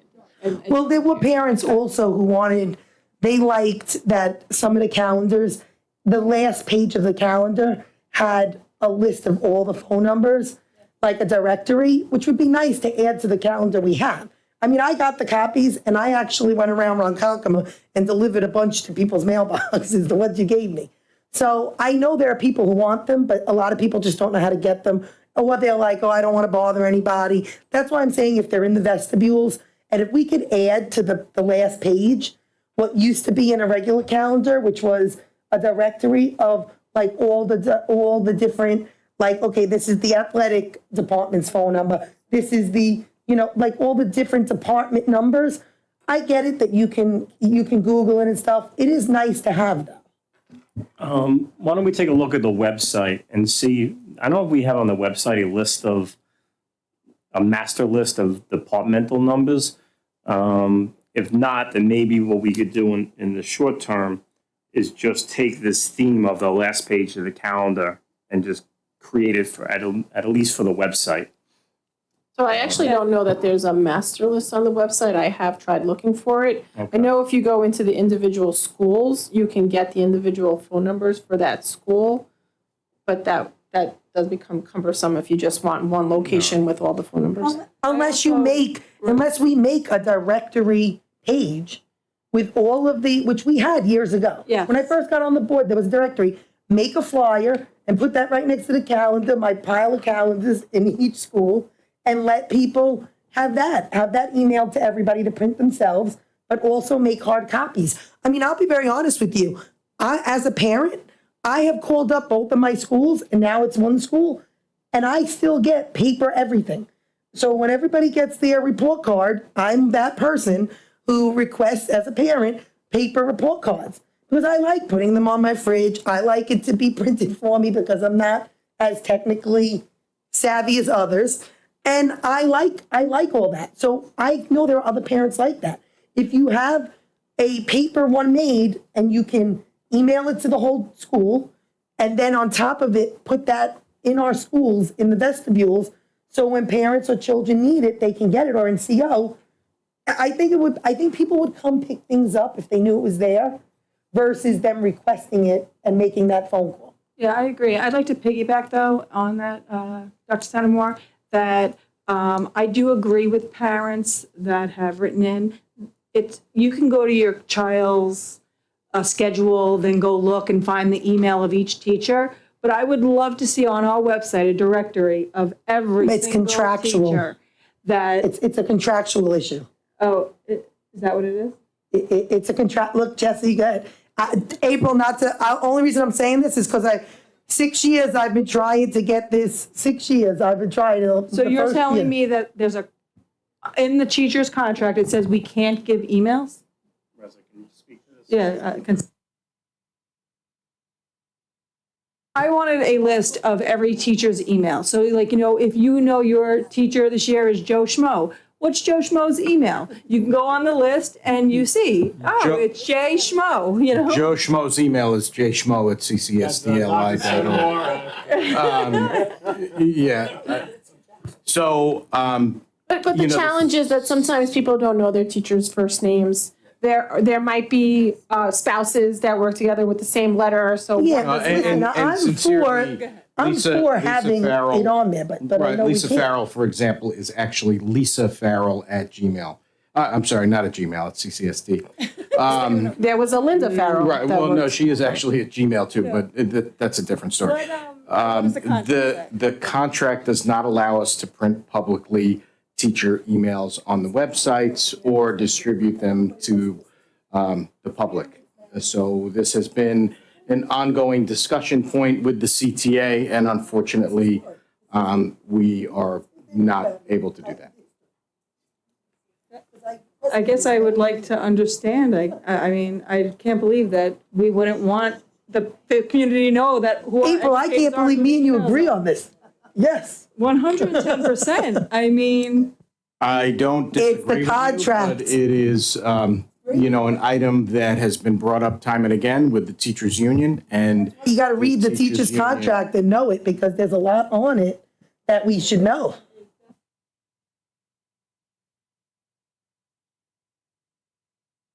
Okay, going back to my financial questions because they go with the school calendar because I reached out to Dr. C, to Mr. Hauser, just to send yesterday questions for transparency so that today they could be answered. They were not answered. They were done the correct way. You send your questions and then they get answered at the board meeting in public. So here it is. We have accessed, people think we access 7, 8, 9 people. That's actually not true now.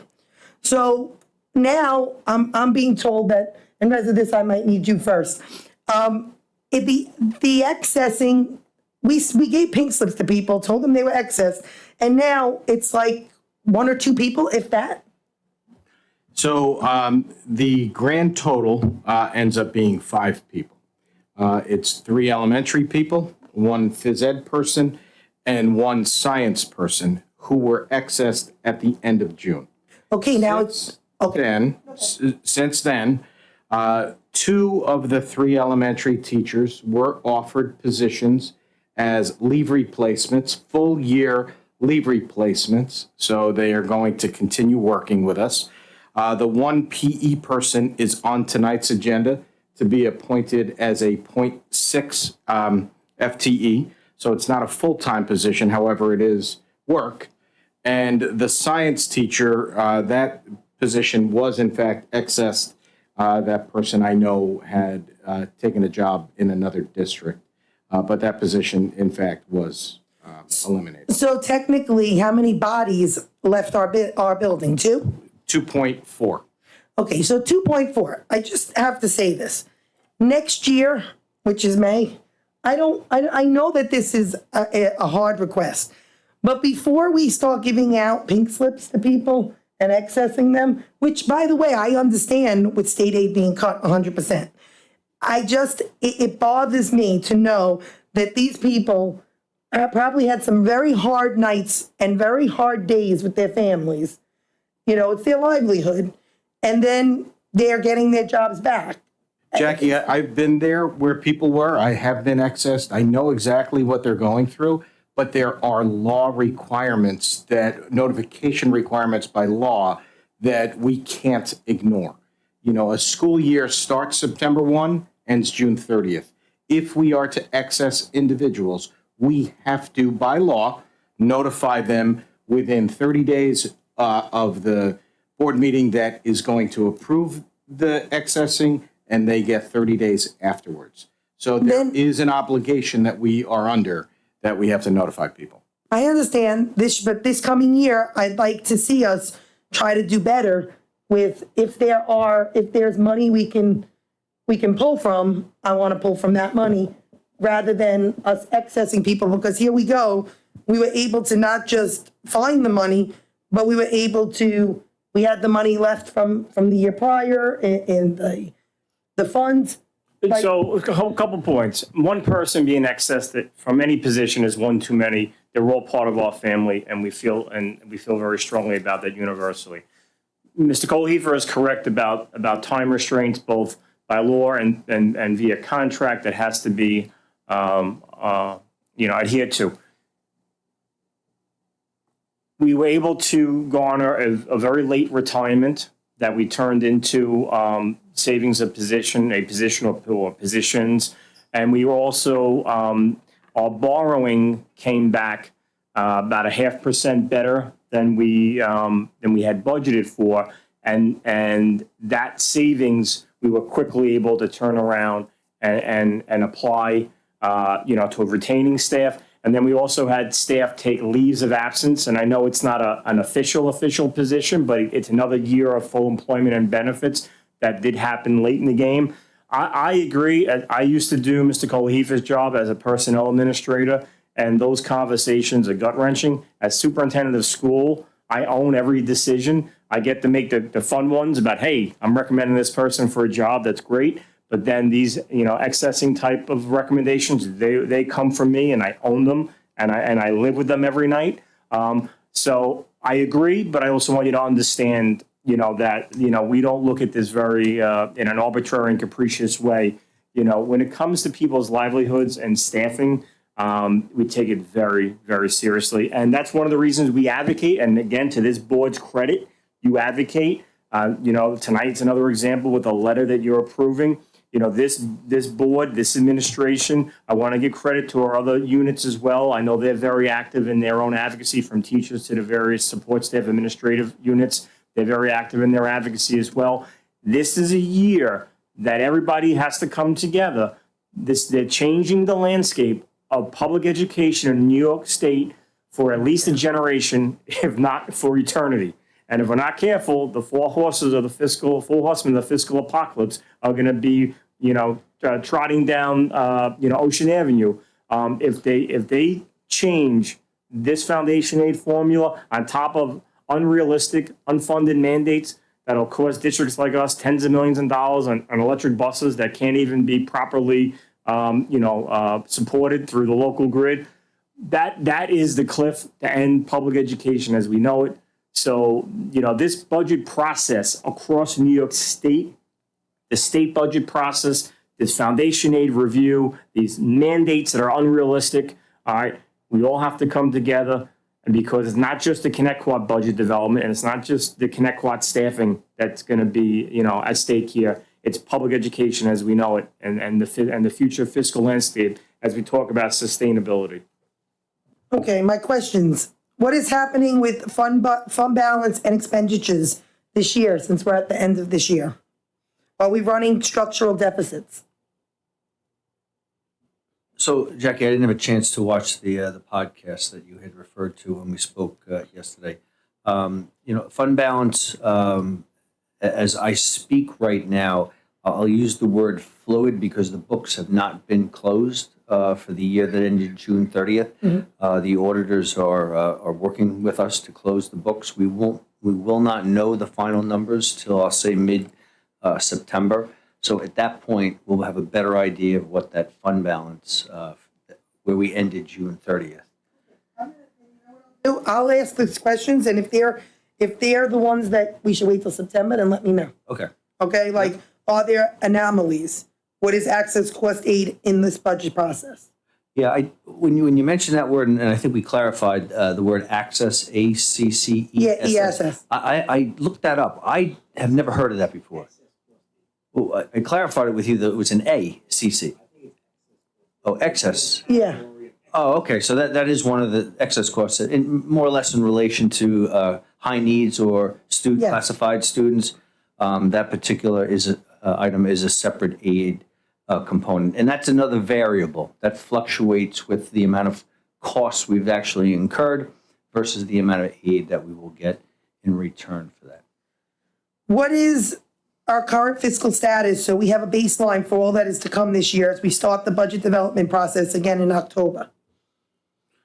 So once again, we're obviously operating on a budget that we started to design, I'll say, in January of last year and finalized with the voters in mid-May. Okay, things change. Dr. Senamore mentioned just in particular some savings that we were able to achieve just with interest rates when we borrow money. I believe people are starting to see, even in a personal residential market right now with mortgages, you're starting to see the interest rates decline. We're going to see that when we go out to borrow money for a tax anticipation note in September. We're hearing that the rates are coming down, so that's positive, and that could be savings once it actually happens, and we know it. So things are fluid with the budget as I speak. Are we ensuring that the funds are divided equitably across our district last year, this year? I want to make sure that the funds are being divided equitably. So yes, they are. We tend to do, and I'll just give a basic example here with school supplies for each building. We tend to allocate those school supplies per student, each student that's enrolled in the particular building. And that's the allocation that we give each building. We don't give a dollar amount that's more per student or less per student per building. It's the same amount. So we do try to keep things as equitable as we can. And I don't know if you want to go into staffing. That's certainly another variable. No, that's. Yeah. Some start the budget process in October. I was speaking to people, and either early October or some in January. I know that we normally do in December. Is there a reason we don't do it sooner or we don't do it later? Is there?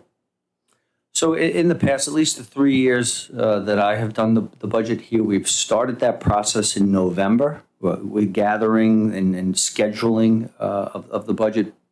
We communicate with the individual buildings and departments in December, early December, with the expectation that they return information back to us before they leave for the break. And then typically we take the information in the month of January, disseminate it, and then we schedule individual meetings with those departments and buildings to clarify. And that's really when we start to actually, I'll call it, build the budget. Let me just add to that. As the central office administration, we are always living in a minimum of 3 budgets. We are constantly reviewing the budget that we just completed from the prior school year. We are managing the current school year's budget, and we are planning, even if it's just a conversational piece on July 1st, we are planning the next year's budget already. So at a minimum, we are always living in 3 budgets. What's our sustainability of this year's budget long term? What outside sources can we tap into for fiscal help? Is there a funding source tied to any of these budget items that we're going to be going over? So you're mentioning a key word, sustainability, in any budget, in particular a school budget. One of the items is state aid, and whether that's sustainable at the levels we've been experiencing. Dr. Senamore certainly highlighted foundation aid being cut, for last year. So I think when you look at our school budget and any school district's budget in terms of sustainability, you do have to look at it line by line, especially by revenue, to see which items are truly guaranteed, so to speak, which are not, which ones we can count on. So I would say for the most part, what we have done in the prior budget, we've looked at sustainability, but there are some unknowns that we just don't know at the moment. When I was watching, that's what I was talking to you about the podcast, they had said, like, you need to look at the long-range financial planning and have a mindset of what does the future hold? What are the BOCES rates and the healthcare going to be? It's like, they had said it's like being a mini actuary, pretty much. And especially with this foundation aid issue, and this year could be a serious year financially for every school district across Long Island that doesn't get the aid that they need. We're talking big changes. And I don't think many people understand it, really. But thank you very much. But that also ties into, it's not just about the aid. You referenced healthcare. I said it earlier. You know, we know that, you know, even from, our employees that are just starting their careers, both at a TRS and ERS, Tier 6 doesn't make sense. It hurts. It hurts for recruitment. It hurts employees. You need all kinds of pension reform from Tier 4 through 6 that'll benefit employees as well as the financing of school districts. You know, the healthcare, the rates constantly skyrocket. You have even insurance, the insurance for the school districts. You know, we're taking a close look at that. The insurance premiums keep going up. The state has to look at everything in totality as opposed to certain things in isolation. All right. And that's a key theme that I keep driving. And I appreciate the fact that, this board has been very supportive of that. So I have some questions that I just want to throw out there so that on Thursday they can be answered. They don't have to be answered tonight. For Mrs. Poppy, what is the 5-year instructional plan? I know we're going to be talking about plans. I'm not sure, is the cabinet going to be here Thursday? So the cabinet, go ahead. I'm sorry. No, I'm sorry. They were not. It was just going to be us, Dr. Centimore and well, Jesse. Then maybe for the September meeting, I just want to know what's our 5-year instructional plan, if possible. I know I've been asking for 5-year plans from building principals, or that's what I'd like to see. And I know that it's been something that I feel like just gets kicked down the road. Well, it's not being kicked down the road. Strategic planning starts with us, superintendent and a board. That conversation is starting Thursday. Curriculum, because again, that's our bread and butter, learning and teaching. So that'll be a big theme for Thursday night. Okay, and what programs is the Board of Ed looking at to make the district better? How can we work that in as a long-range planning goal? How can we adapt to those changes in technologies and courses for the future with a instructional, financial, solid, long-term plan? What is the labor market and contracts and benefits looking at that can impact our district 5 years down the road? These are all things that we seriously have to look into and really get a handle on. Thank you. Ms. DiLorenzo, did you still want to talk about building walkthroughs or? No, that's okay. I covered it earlier. Before you Thank move you. forward, the one thing I do want to, not to beat a dead horse, I have a feeling that the email thing goes a little bit deeper than just a contract, because I know you could scrape emails and it's a cybersecurity risk a lot of the time. So I know my job doesn't list all of the providers' emails because of the reason that you don't want to leave yourself that open. I'm sure the contract plays a part, but there's probably more to it than that. I think the issue is, and I could be wrong, but I'm pretty sure that this is what was said years ago. So years ago it was said that the reason was because those emails are for when they are at work.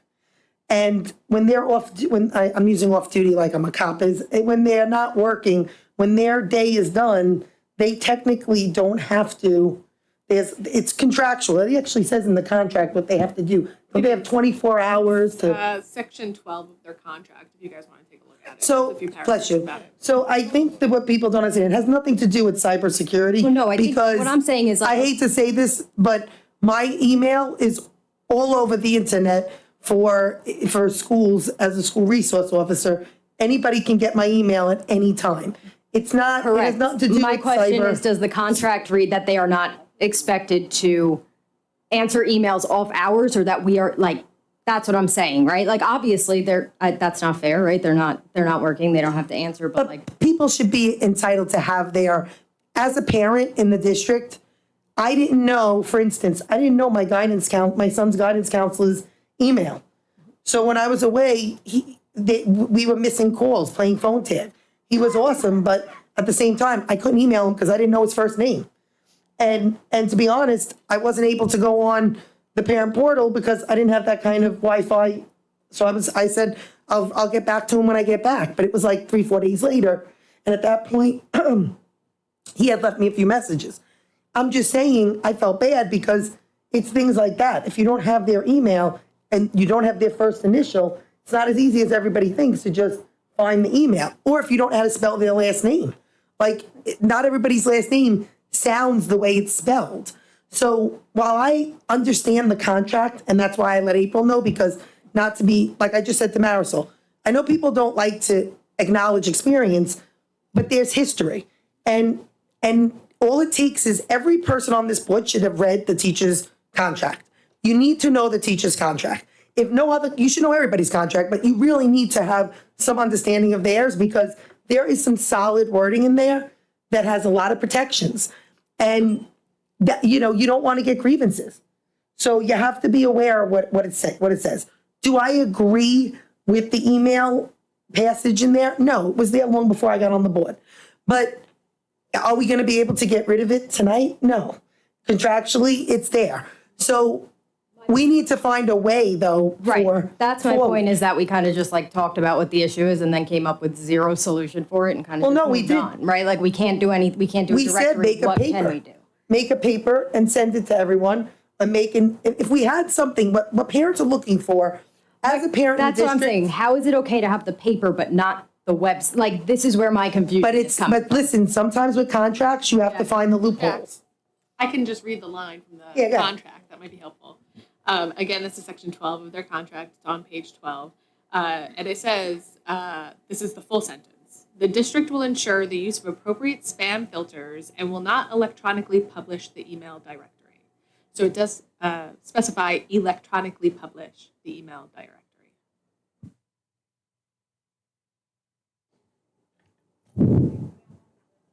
Okay. Thank you. So I have added monthly updates.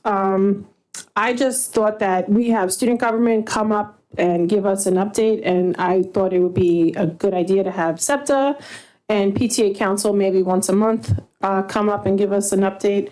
I don't know how the board feels about that, but I just thought that would be a good idea.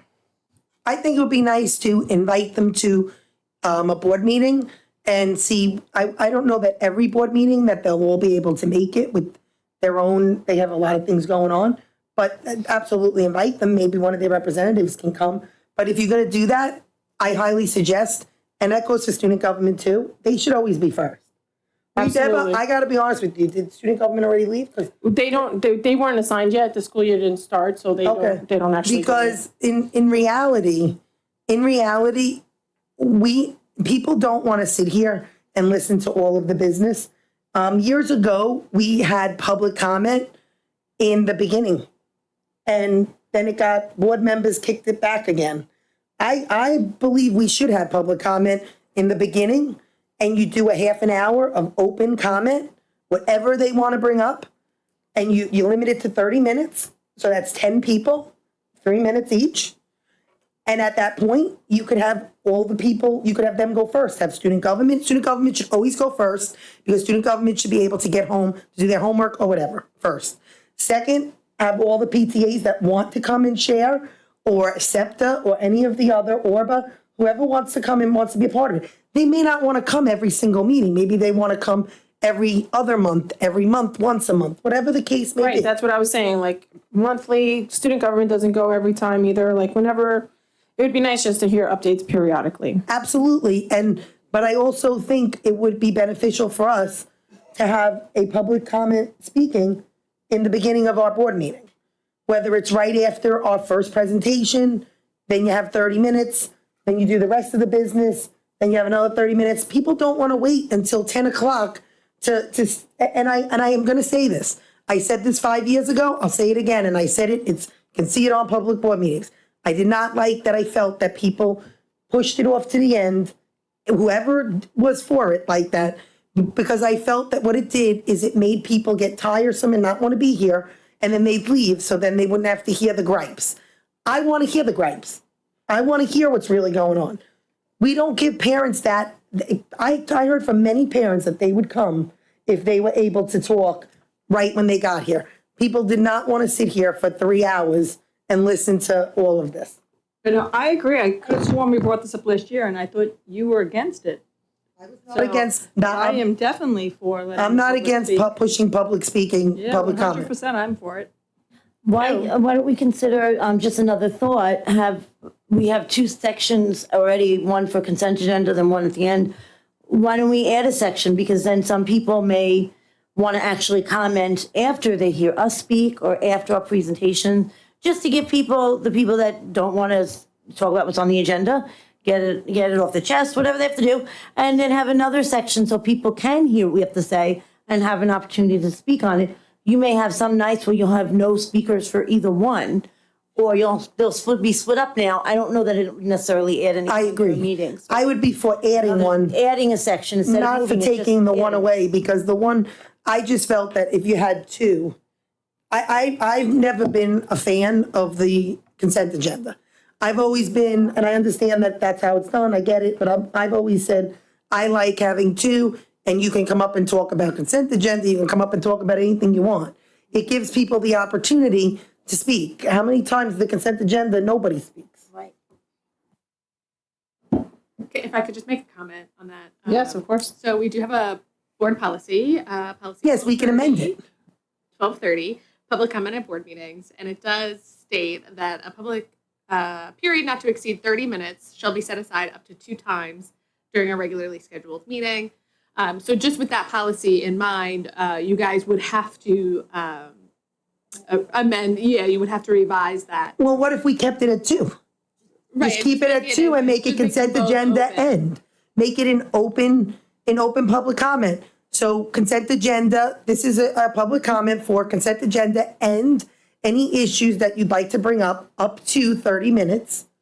Then do another one. So it kind of makes it like this. The first 10 people who get the numbers, they're the first 10 people that'll probably get unless they're a little Yeah, bit but not short. everybody does their. No, I understand. And listen, the truth of the matter is, we have 2, 4, 5 people here right now. We had 7 before.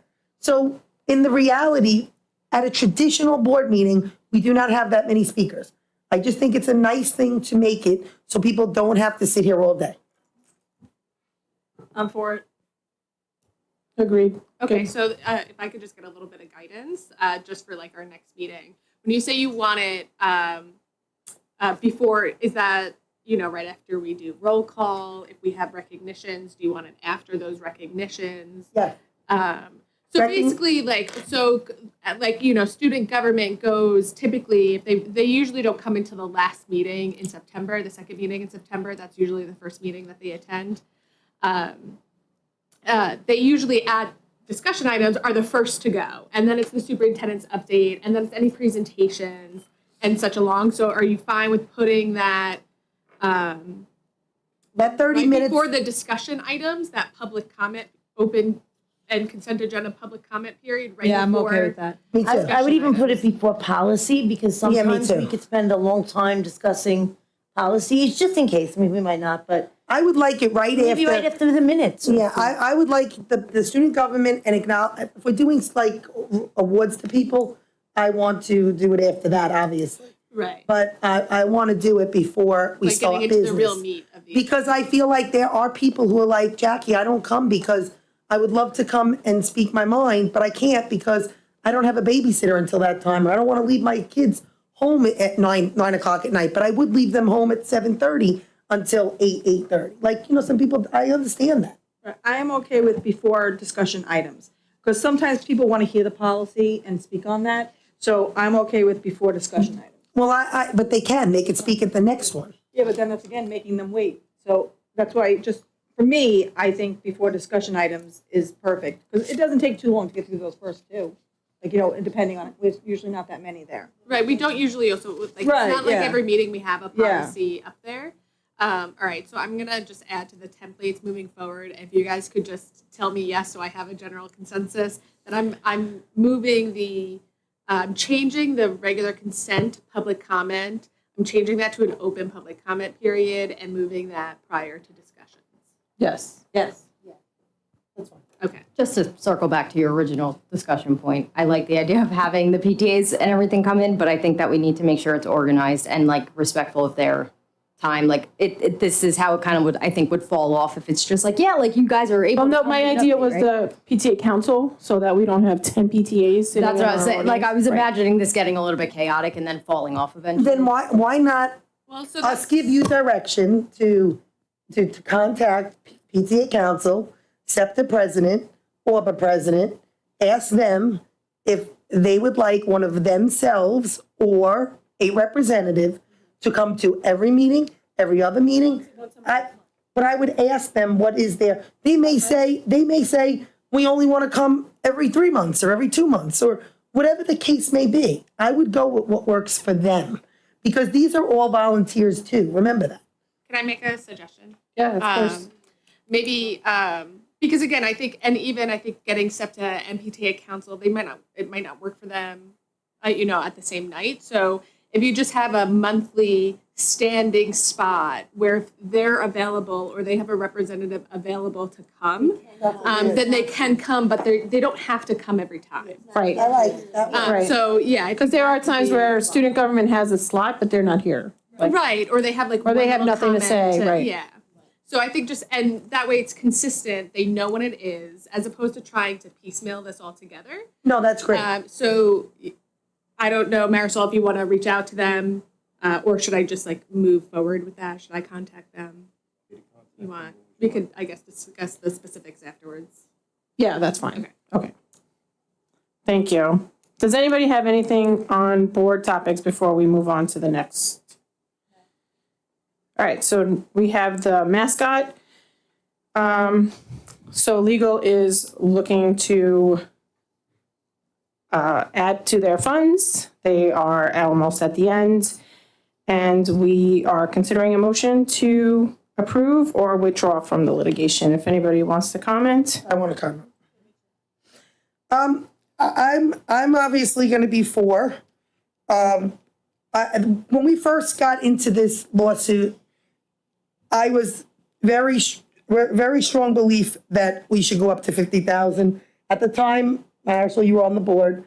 I was very clear with that. 25 was not going to probably be enough, knowing how law works and how legal attorneys and attorney fees work. Now that we are in with 5 other districts, 4 lawsuits, 5 other districts.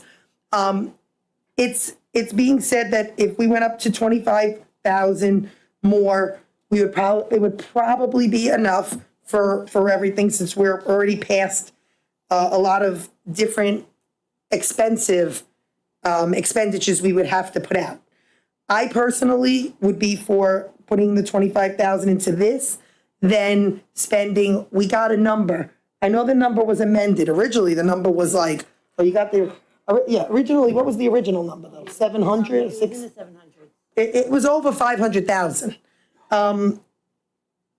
They then gave us another number saying to have the mascot changed. So to have the mascot changed, no, it's over 300,000. It's 347,000. No, it's like 490. What do you have? I had it on here and it was 600. Well, there was like 3 different ones. So a combination of athletic equipment, uniforms is a big number, signage, gym floors. Right now, you're from a facility What standpoint. was the first number you gave us? Well- You remember it was 600? So I'm trying to find it. the number we're at right now is approximately. Yeah, I thought it was 700. That was the very Right. first. Thank you. 708,000. All right, but but that's, the amended number, Dr. Senamo. no, an amended number went out the other day because they had an opportunity to take a closer look, particularly at the uniforms, because some uniforms were recently replenished. And so there was a logo adjustment already made. So, there was a number a couple weeks back of about 700,000 uniforms, athletic equipment, gym floors, other types of signage. Right now, we're at about, $490,000, $500,000 approximately. That's where we're at right now. Okay, so my understanding is if the regulation gets thrown out, if we win that, then we would be able to keep Thunderbird or T-Bird, whichever one we won. The reality is it's a $25,000 increase or it's a $495,000 increase. For me, it's a no-brainer. I'm gonna go with the $25,000, especially since I feel that there's a case. So a couple weeks ago, I asked the district to put together a cost analysis for us so I could weigh out, which one is more expensive or how much we'd have to pay. Again, it's just an analysis. The numbers aren't etched in stone, so I want to make sure we know that all right now because they could be higher or lower. Altogether, this would be $50,000. As many of you know, I went to Connecticut. I am a T-Bird. I will always be a T-Bird just because for me, I graduated that way. I also believe, like many, that we are honoring the Native American community by using the T-Bird instead of going against them, as they say. With that said, I do not feel we should be wasting another $25,000 because legal did give us an update and they cannot tell us that for sure we're going to win this case. So I can't see wasting now another $25,000, altogether $50,000, and then losing and having to pay the money again for the mascot. So because of that reason, I am going to be a no to move forward with this lawsuit. And I understand that as community members, we want to be T-Birds, we want to keep it. Just, as a board member, we have to be fiscally responsible. And, we as a community pay our taxes. So I am just saying that I don't want to see us have to pay more money than we already have. I have a question. I know that the idea of grants came up, and a while back, I believe, I don't know if it was you, Jackie, somebody said that I think Alexis Week was working on trying to secure a grant for school district change, and I believe No money yet. there's nothing. So that $500,000, that's on us. So we back out of this suit, and that's what we're paying. So it's a difference, either $25,000 or the $25,000 for a chance, which I too believe is a good chance, or $500,000. And, erasing our wonderful, incredible history. So, The attorney, no-brainer I for wish, me as I well. wish we would have invited the attorney here, that attorney, I know, not you, Mr. Spencer, I know, like, the attorney that's doing that, because they seemed very confident that there's a case. If they weren't confident there's a case, they wouldn't have four other districts, and it's five altogether, so it's 4 total. They wouldn't have 4 other districts who, by the way, I feel their mascots, no offense to them, are 100% more of when people say what's offensive. I'm fine with all of them, but I could see theirs being, like, I know other districts who had theirs and changed them right away. They had no choice but to. I know professional teams that had those names and changed them right away. I do not see why we would change Thunderbird when there's the Air Force Thunderbirds. There's the Thunderbird vehicle, like Jackie said, Jackie D. There are so many different reasons. We have, for years, honored the Thunderbird. It is technically an eagle mascot. So, no, the actual mascot is an eagle, just so everyone understands. That mascot that we have that walks around, the costume, is a mascot eagle. That's what I know the AD who ordered it, and she said it was an eagle when she purchased it. So I just don't see why we wouldn't fight, especially when, and I have to tell you that we didn't give our community any information. I know that this was put on the agenda, but people are running around summer. I guarantee you, we sent the survey and we asked our community members, the ones that we represent, what they would prefer. I can tell you now, They came in full force the last time and they spoke up. People who don't agree with me on anything else, they agreed with me on the mascot. Okay, so I also, T-Bird, love it, I hope it works out. I took time to do like a lot. I have a couple of problems. One, the numbers we got are just like a literal Word doc with absolutely no context as to where those numbers came from, is my first problem. So it's just like, yeah, we're just, for sure, it's this much for this.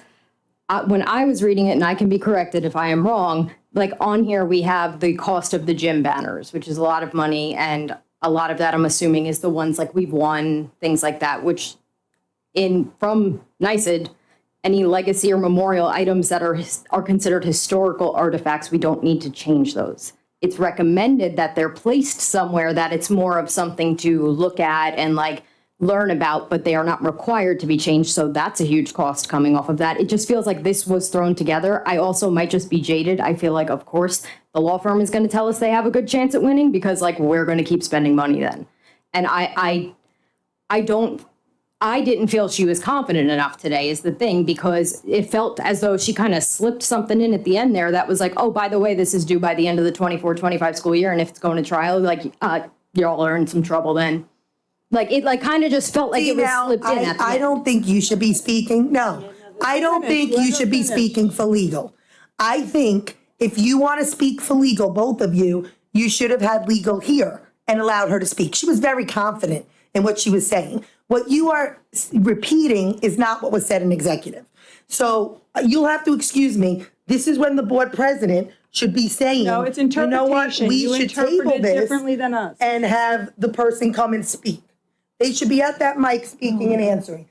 Board members should not be saying, oh, she wasn't confident. She seemed pretty Should confident they be to me. saying they're confident? But how is that, Jackie, how is me that's saying her- she's that's not her- confident different than you saying she is That confident? was You're her also putting something interpretation. forward. That's I my, think she should be here. I think she should be I don't here saying- disagree, but then I think you stating that, oh, she wasn't confident. said I don't Where feel- did she say she wasn't confident? disclaimer for all of the things I have previously said are my opinion and interpretation of what I heard. I am not speaking on behalf of legal. You should get to hear her speak. I agree with you. I actually She should have been out here, but you guys didn't ask for that because you guys don't like transparency. You like to hide everything in God, emails, again, and you an like to opinion. hide everything in the basement of this building. During executive. No, you guys. A-okay with her being doesn't here. want to hear the April. arguing Open meetings law. anymore. Open Stop. meetings Let law, just read each it. person speak. April, open meetings law. Why Melissa, don't you it's tell your people? turn to Do you speak. know Go why right people ahead. foil us? Because your emails are all unbelievable. I'm going to make a suggestion. I'm just going to that finish we my table sentence this because item. I was Hold on, I was Ms. told that. Durando, hold on, just let I Ms. was told I'm Zaragoza not able finish to her speak. statement first.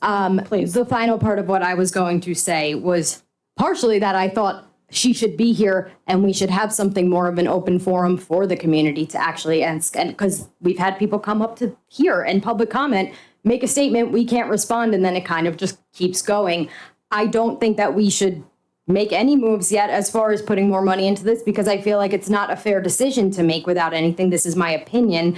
And I did a little bit of research. There's other states that have moved forward with this similar directive. It's not just New York. A big argument they've come forward with is like, we are representing this with pride. We feel prideful about it. We are respecting it. And that has been shot down probably 90% of the time. Table it and have it next, have it September 10th, and make sure the community is aware of how this board is split on the vote, and let them come and speak. The people you represent, let them come speak. Not the 5 people that show up, but let the entire community have that choice. If they don't show up, then God bless. I agree. My vote's gonna be to up it. Yours could be not to, whatever it is. But I think the community should have an opportunity to show up. You guys do too much where you don't want the community to show up. That's what I'm saying. Again, matter of opinion. So if I could just offer my opinion on this. I am not a T-Bird. My children are T-Bird, so I am T-Bird by association. I think that adding $25,000 to the litigation is a good investment to our community. We did do a survey last time, and the community responded to that survey. More than half wanted us to fight for this. So I would be for adding the $25,000 to the litigation, but that's just my opinion. If I could just interject. I'm okay with putting this till the September 10th meeting and having Sokolov come and speak. Right. So there's a couple of things to keep in mind when you're having this discussion right now about your attorneys and whether or not to extend the retainer to a greater amount, right? So in terms of what's before you, right, the question is, do we add funds into essentially our account, right, so that we can proceed through this litigation? There's a couple of things you're going to want to know, right? The most important thing is, what is the strength of our case? And I think that's come up at this table. That's not a discussion that they're going to have with you in public, or at least they shouldn't, right? In terms of other items like litigation strategy, right? Potential witnesses and strategies as it relates to discovery practices and so forth. Again, these are not things that you're going to discuss in public, okay? Just by the sheer nature that you have a pending litigation, and these are things that could hurt your case, to be quite frank. A discussion in public would be more appropriate for, this is why we're pursuing it, and then the general nature, ins and outs of what's happening, right? The status of it. But again, general and matters that are already out in the public. So for example, documents that have been filed, complaints and so forth, defenses that have been raised. These are the types of things that are already in the public domain that they could discuss for the public that you might not be aware of it, right? Just because of the nature of it. But in terms of strategy and those types of things, again, those are things that, I'm not going to have to recommend it to them because they're going to do that already. But in terms of, for you as the board, just things that I would encourage you to discuss in executive session where privilege applies. So then technically, waiting, would it matter? We should just then vote. I would say Then we this. would just roll call vote. You got a roll call. If you have questions about the case and the board's role in it and the strength of the case, and these are important to you, right, because you don't know or you don't have the information, then you should ask those questions before you vote on extending the amount of money that the district is going to put into it. Well, it's interesting. April said to me earlier, actually, and at the last meeting as well, that we didn't ask the questions for the policy. Yet we, this board, met at 4:00 today for interviews and for this exact case. The attorney was sitting in front of us and said, does anyone have any other questions? We asked questions. If people had a question about strength or anything else, We asked it. right, so it was answered. So then I guess, let's vote. Roll call. Hold on. Is everybody okay with voting tonight? Melissa? Are we not able to, I don't know how to word this the right way, if the community, because we're also talking about a survey that was given before any money was spent. And now money was spent, I just feel like we're spending their money and then why are we not making sure that this is something they still want? People have changed, like other school districts, you've seen it, whatever it might be. My question being, can the community have a forum to submit questions that we can ask privately to be advised on how we can appropriately answer them publicly with what's within our realm? Does that make sense? Can we get just to piggyback off of that, I'm trying to find it, but Jesse, you're way better at this than I am, much quicker. What questions were asked on that survey? Because I seem to remember things like how much would you be willing to spend or go, I don't remember exactly. Before you answer that, what survey are you talking about, and in what forum was that survey? So the district released a survey, I think through SurveyMonkey. It was an anonymous survey that was put out prior to the board voting on this. They approved the initial $25,000 amount in September of 2023. So the survey went out prior to that. Again, it was from the district. Responses were anonymous. And the questions were, I'm going to paraphrase right now because I don't have it in front of me. Oh, Ms. Poppy has it in front of her. So we issued it through Google. And the questions, there are only 2 questions, and they are you a Connecticut Central School District resident? Oh, no, there were 3, I'm sorry. And the options were yes or no. The next question was, with regard to Kennequat's Thunderbird mascot, please select one response from the choices below. I would like Kennequat to continue to use the Thunderbird mascot. I would like Kennequat to change its mascot. I do not feel strongly either way. And then the third question is, if the district is not able to continue to use the Thunderbird mascot, would you be in support of the district seeking a legal remedy with the state education department, such as a lawsuit, even if there is a cost associated? Note, there is not a current precise cost estimate, but legal fees could potentially be in the tens of thousands of dollars, depending upon the duration of litigation. Please select one response from the choices below. Yes, I would be in support of seeking a legal remedy. No, I would not be in support of seeking a legal remedy, or I do not feel strongly either way.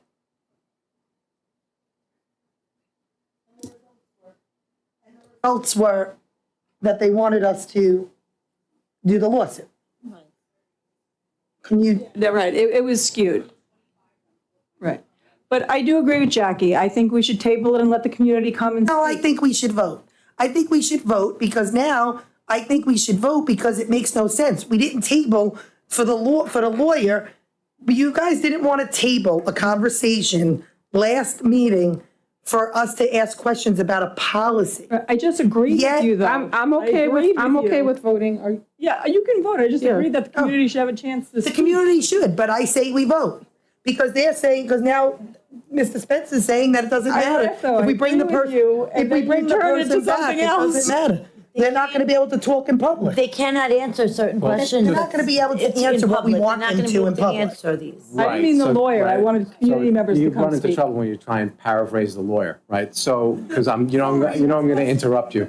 So, but there are certainly aspects of the questions that you have before you and that you're posing tonight that you're not going to be able to discuss in public. Okay, I think that's fair. There are certain aspects, to your point, that you could discuss in public. So to the extent you want to solicit input from the community or questions from the community to ask the lawyer, you can certainly do that. But in terms of reporting back to the community on those questions, there has to be a caveat there that they may ask a question, but they certainly may not get a response to it because of the nature of the question and the response. I feel like our community spoke loud and clear at the survey. I'd be fine with giving another, but honestly, I feel like for $25,000, that's what we're arguing over, with all the money we have, and I hate to say it like this, in the last 5 years I've seen go out the window in things. This is not one that I think is not a strong case, personally. Let me suggest this in terms of your strategy moving forward, okay? If you vote against the resolution authorizing more funds be committed toward the litigation, you are in effect abandoning the litigation, right? You're turning the faucet off, okay? If you vote in favor of extending the monies to be expended toward the litigation, then you're voting in favor of the litigation moving forward. Okay? In essence. So I just would like to, sorry. I'm sorry. So essentially, if we vote no to extending that money, then we are then going to have to change our mascot. That is is that the only pathway after that? That's certainly the Okay. path that lays before you. Which is I just would like- 495, yes. Okay, thank you. I would just like to bring up one more thing that came up when we had this, speaking about this topic. Mr. Hauser, you did not put this in the budget for the extra 25. Can you just explain to the community where we'd be getting it from? Didn't you and Dr. Sentimore have a conversation about somebody? It wasn't in public, so I I'm going to understand let him that's answer not now. good. There obviously there's money there. Yeah, so we, as the year progresses, the budget revenues, expenses are analyzed. We have identified a potential savings that could be used to pay for the legal fees. Thank you, Mr. Hauser. Again, I just want to point out, I am not saying that I necessarily want to just nix the lawsuit and change the mascot. What I'm trying to say is that I do recall a lot of people saying, even though they voted on that survey in the way of saying move forward, it was so easy to skew that, and you could have submitted yourself multiple times. I would like to see another one with a more mirroring some other districts I've seen, which I don't even know what I can say at this point that I want you to yell at me again. I just think that there's a way we could reissue another survey that gives a more fair voice and is a little bit cleaner in the way it's worded. That's a little more specific. Like, what are you comfortable spending as a community? What is the cap? Instead of us just being like, they said yes before we spent a dime, right? Like that's how I just feel like it needs to be revisited. I'm not saying yes or no. That's why I was looking to table and hopefully do that. The survey said, what was it? No, what was the third question again? I'm A sorry. lot of people said yes to saving it and no to spending money, though. Now, April, I don't know what you're talking about. The Ms. people Poppy, came can in. we get some Again, there were results people on who that? showed up here. Vote, and if it goes, I just want to say that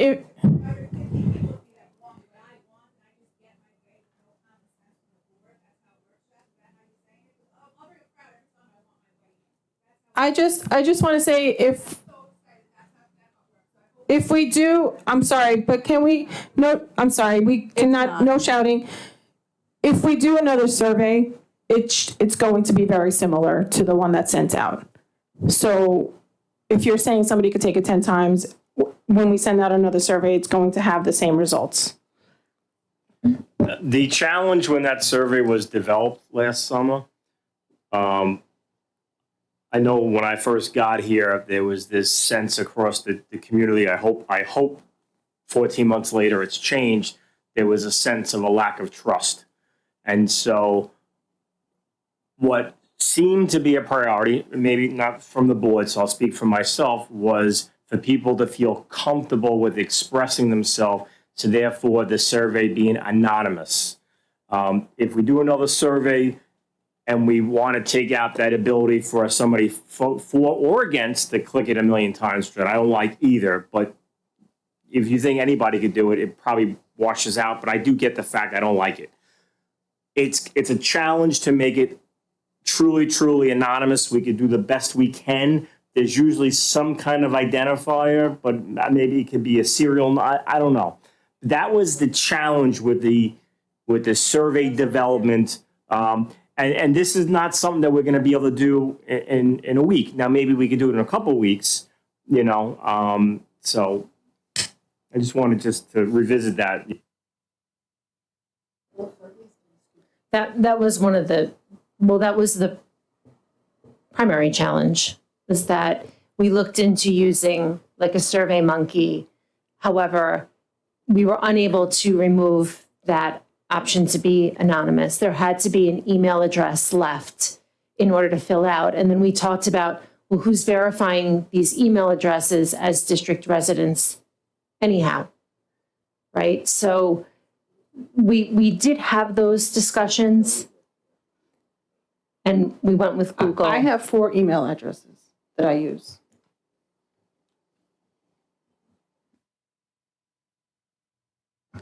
So just to get clarity, are we tabling this for September 10th, or are we voting on this tonight? I'm fine with voting on it, or take whatever you want to do. Okay. Can I get a motion and a second to approve additional funds for the Mascot? Motion. Second. Do I have to read that whole thing? That's a no? Okay. So the Board of Education would approve additional expenditures not to exceed $25,000 without further approval from the Board of Education. Ms. Iannatelli, how do you vote? I'm a no. Okay, I am a yes. Ms. Napolitano-Ferno? I'm a yes. Ms. DiLorenzo? Yes. Ms. Terragrossa? No. All right, motion passes. Can I call for a motion and a second to approve the claim auditor reports for June and July 2024? Motion. Second. All in favor? I have a question. I'm sorry. Oh, sorry, go ahead. I just have to ask. I noticed that for this, I guess it was an internal audit, that it looked like we had for June, the inquiries, which were things like I think it was purchase orders that were done after invoices. And these inquiries for June added up to over $86 million worth of, I guess, whatever the bills were, the invoices, whatever it was. And then in July, it was over $13 million, which is close to $100 million for, that were questioned. And questions such as, let me get this up here. There were questions such as they were confirming a purchase because the purchase order date was June 6th, but the invoice was dated 4/19. A lot of money and a lot of where is the oversight? Missing numbers from check stubs and something where the district should obtain a board approved contract. So how does this happen? And I don't know, where all of this goes on, but I do feel like there has to be some better controls on that because almost $100 million in, inquiries through internal audits is a lot. That's a lot of money that invoices and things that there's information that's not correct on there. And this is taxpayer money, so I do have to ask how that happened because I want to make sure we're being, we're having proper I can address oversight of it. that. So the claims auditor review every payment that this district makes, every check that's issued. The claims auditor is the final person, independent person who actually reports directly to the board. So it's not, I'll say, an employee of the business office. The claims auditor reports directly to you. That's why you're seeing these reports, and that's why you're also approving these reports. But when you highlight those totals, like the 86 million, that's the grand total of all the expenditures, all the checks and all. So the exceptions that she's noting in here, and we tend to call them confirming purchase orders, when a purchase order is dated after the invoice. It's always frowned upon, but occasionally it happens that it's not put in place in time for the start of a school year when the service is actually incurred. So I'm looking here at the July, is this the June? The June, is that which one of them that we're approving, the June and the July? Yeah. The July is here. Gotcha, okay. So I don't want to minimize in any way, Jackie, what you have noted here. The purpose of a claims auditor is to actually make sure as the last person that these exceptions are caught, rectified, and brought to the board's attention. But please know that we, even as a whole, ultimately the business office is my responsibility.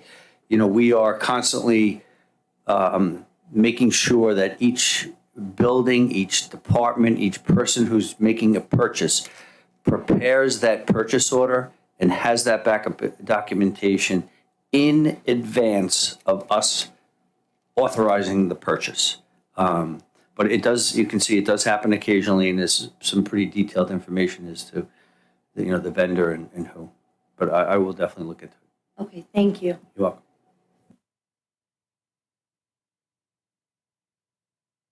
All right, all in favor? Aye. Aye. Can I get a motion and a second to approve the personnel items as presented? Motion, Second. All in favor? questions? Oh, sorry. So I would like to find out what a network and systems administrator does for our district. It's line 20 on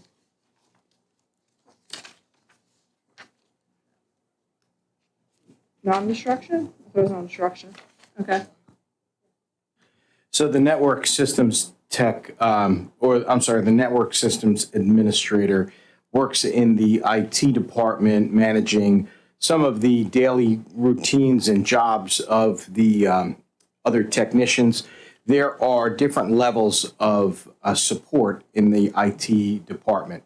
So you have the director of technology who oversees the entire department, including the instructional portion of technology. Then you have the infrastructure part of technology that is overseen by the network systems coordinator, the network systems administrator, and then network systems specialists and technicians. So the network systems administrator is one layer of that support for the IT department. It's the exact job description is held in my office and also civil service, as it is a competitive title that is a tested position, and the individual has to be on a list in order to be appointed to the position. Thank you. One other question. I wanted to know what, we're approving some clubs tonight, and I wanted to know what the quarterly club is. So the Quarterly Club is an online news and happenings club that is run from the middle schools. Each of the middle schools can support that. I believe RMS is right now the only one that has that running.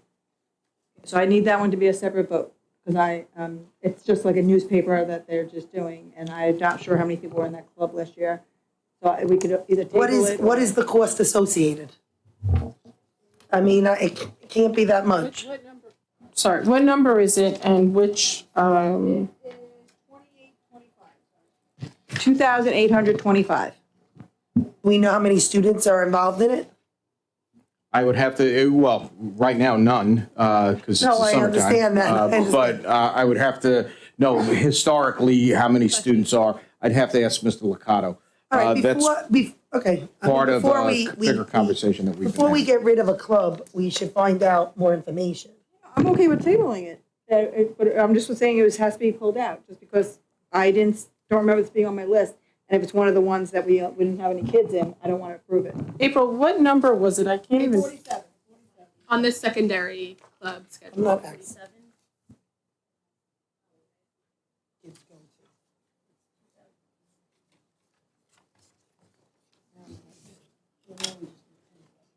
Just so the community does know, last year, as a board collectively, we looked at many of the different clubs, and we also looked at how many students attend these clubs, and we did notice that many of the clubs, even though we're giving stipends out for them, students were not attending. So we are really paying attention to this, especially with some of the cuts throughout the year. And I got to say that the administration worked with us, and many of them now are taken off because of the fact of attendance being low or nothing at all. So that's why I'm questioning this. Jesse, I just need guidance, I guess, on how to pull it, because there are so many number 47s. Sure. So are we pulling it for a separate vote, or are we just tabling it to the September 10th meeting? Who attends it? Sure. I'm okay with tabling it. yeah, I don't care. That's fine. All right, so the board unanimously tables item number 47 from the secondary club. So you're gonna approve the rest of them as amended. Okay. So can I call for a motion and a second to approve the personnel items as amended? A motion. Second. All in favor? Aye. No, Aye. All right. Does anybody have any public comment on the consent agenda before I read this whole thing? Okay. no, I'm a yes to all of them. I thought I'm a no to tabling it. Oh. You don't want to table it? I don't want to table one club, but I'm approving all the other, everything on there, I'm a yes. But I'm a yes for the club too, so if she wants a table and you guys have the vote to table, it's fine. Okay. But I just want it on record that I'm a no for the table.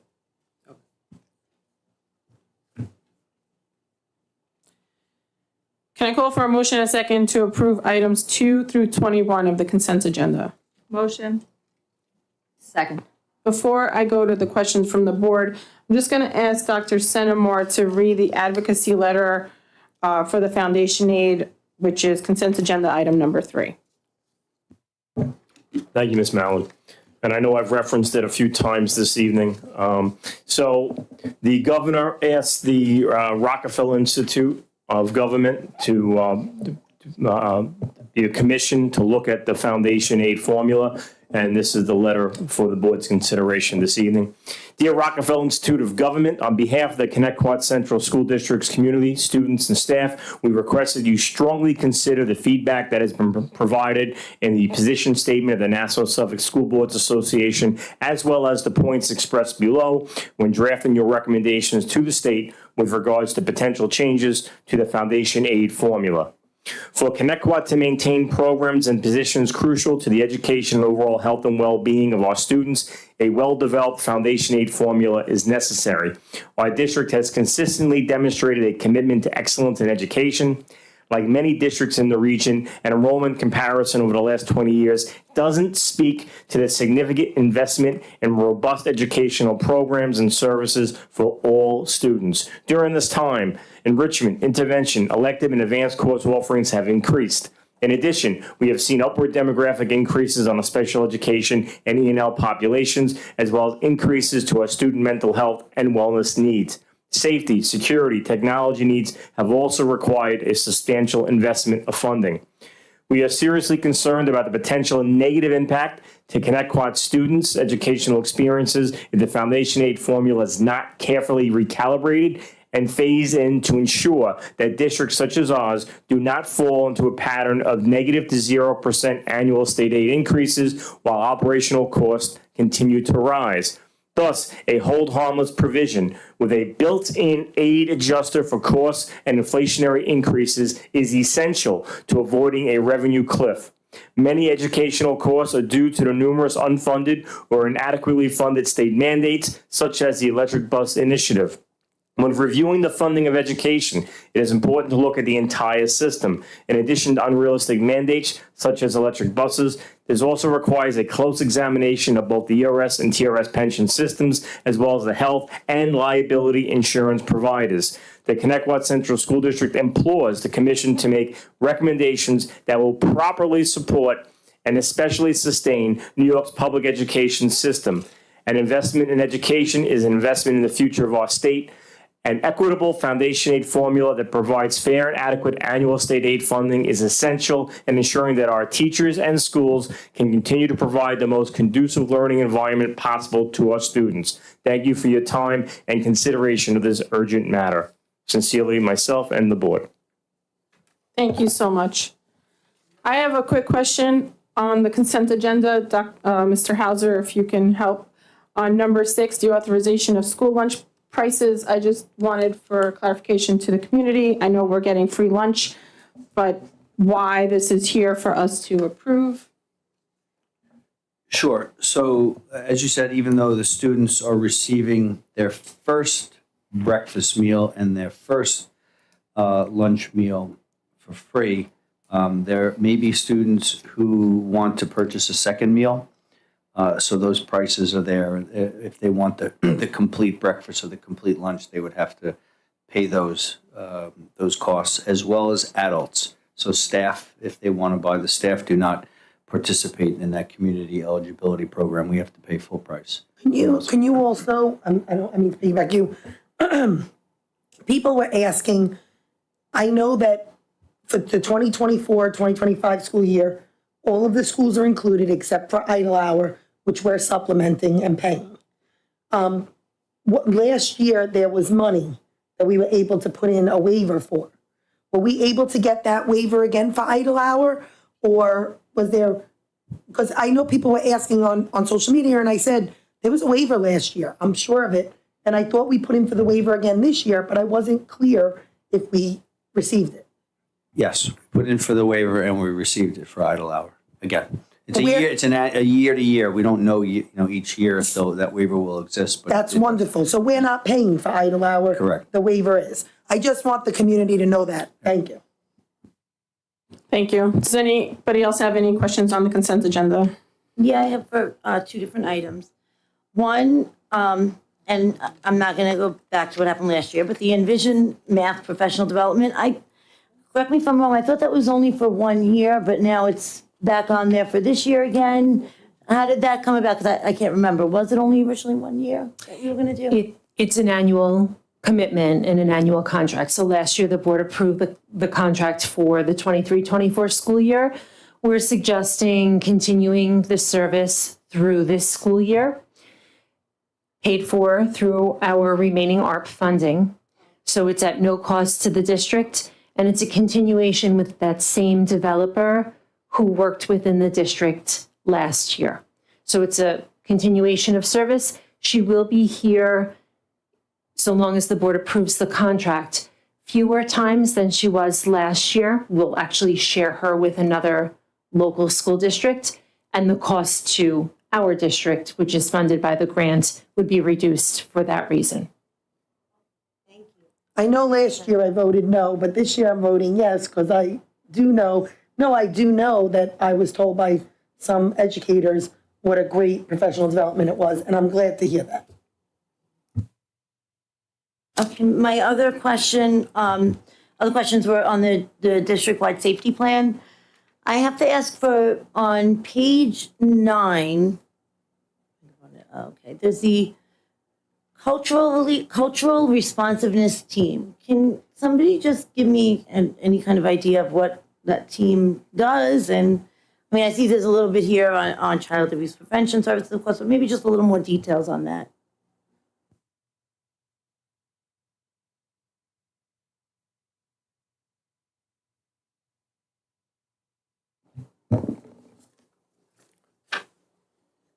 Ms. DiLorenzo, just refer to the page. That Sure, might help. it's on page 9, which actually, if you look at the PDF, it's page 10 on there because the first page is. This is for the social workers. Yeah, It's the for cultural it's for the response. social workers, it's the child abuse that they do, Page the 9, child where abuse is it? prevention services. Oh, 10.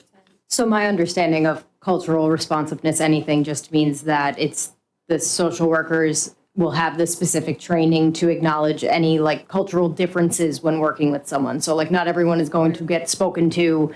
Some things that are okay in my culture might not be okay in your culture. And it's just ensuring that the social workers have an understanding of different culture, communication skills. It's to like make sure we're being respectful. It's not DEI type training. It's, I think Ms. Torgrosa gave a good explanation. Thank you. My other question is on the next page, which is page 10, but on the document, it's actually page 11, under the, let me go back up to it, the EASL, Social Emotional Literacy Implementation. And the wording is actually identical to what it had last time when Ruler was I'm sorry, I'm very tired. It's been a long day. When we were doing Ruler, it just kind of changed to EASL, which I know we're doing something different, but it still states the Yale University K-8 SEL program. And Yale has the YCEI, which is the Yale Center for Emotional Intelligence, which is actually Ruler. So how, I'm just curious to know how we're going about doing this, because if we're using Yale, that's Ruler, that's CASO, that's all of that I thought we weren't doing. And I know maybe that then it's time to have a little bit of a presentation from PPS just to give an update, because we actually haven't really heard too much about EASL and how we're doing it. And I know it's been about a year. You are correct. We are not using Yale. I'm exhausted as well. This particular paragraph, although it does reference our in-house EASL program, does contain erroneous information about the district's affiliation with the Yale University. Could we strike the first sentence? Yes. And the rest of it is okay to get accuracy. because we are up against Yes. the state deadline? Yes. So could I recommend to the board that we strike that first sentence? That's an excellent catch, thank you. I think the rest of that language is basic enough. And then we could always follow up in the future with an EASL update, from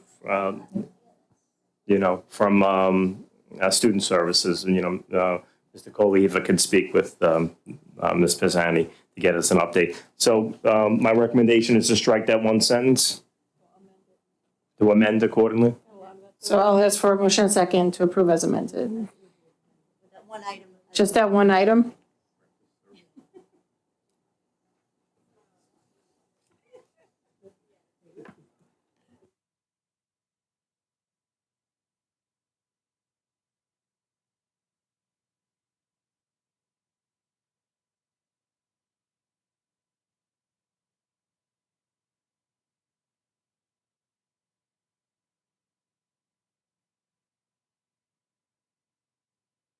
Ms. Poppy, the rest of the paragraph is generic enough that if we strike the first sentence. I believe so, yes. And it does reference our homegrown district easel program. Yeah. So I think the concern is really in that first Yeah, sentence, that we're first not bit there. affiliated with Yale in terms of this program.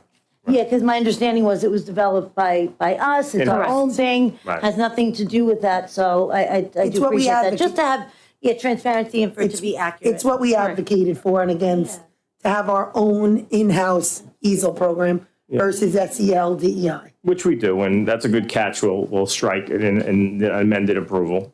Thank you so much. Any other questions? All right, so I'm going to ask for a motion and a second to approve items 2 through 20 of the consent agenda. Motion. Second. All in favor? Aye. Aye. Can I have a motion and a second to approve item number 21 as amended? Motion. Second. All in favor? Aye. Aye.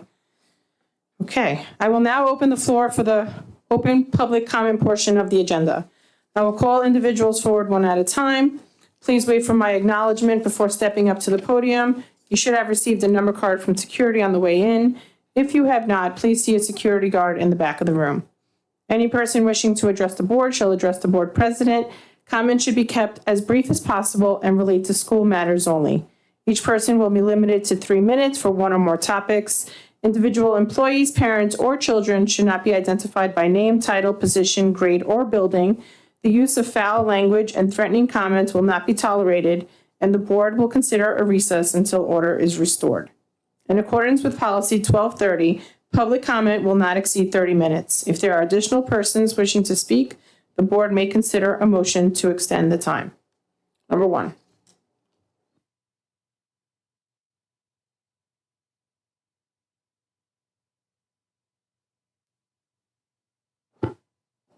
Where we left off, budgets.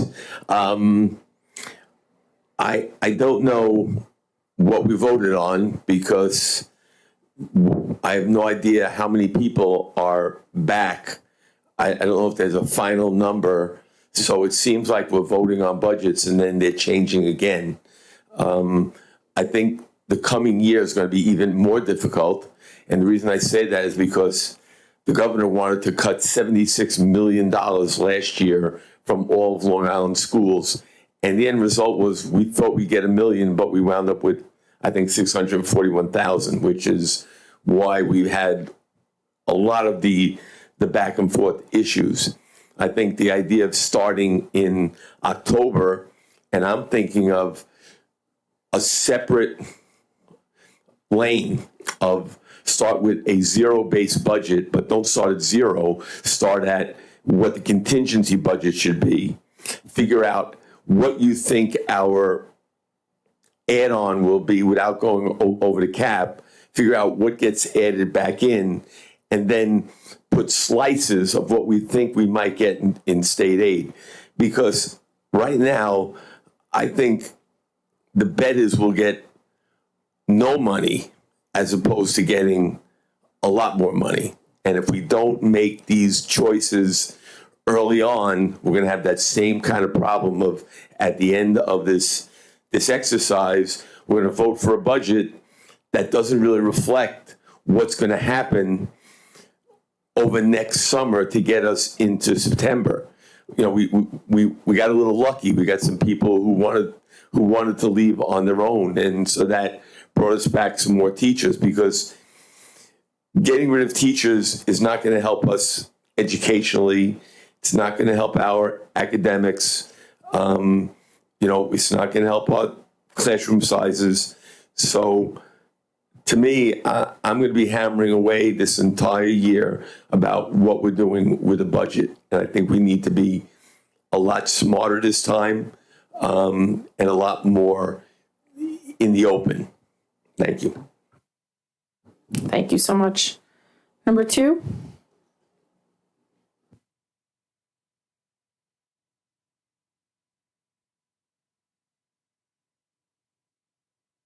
Just going to ask you to press the microphone on just for the people at home. Yep, thank you. Where? Right here? Right. Okay. There you go, thank you. People at home, that's really why I'm here, because the first topic of the evening was on LGBTQ policy. And I think over 10 minutes, we used 4 words. Okay, that's not transparency. We use, some people wanted to see the words all children.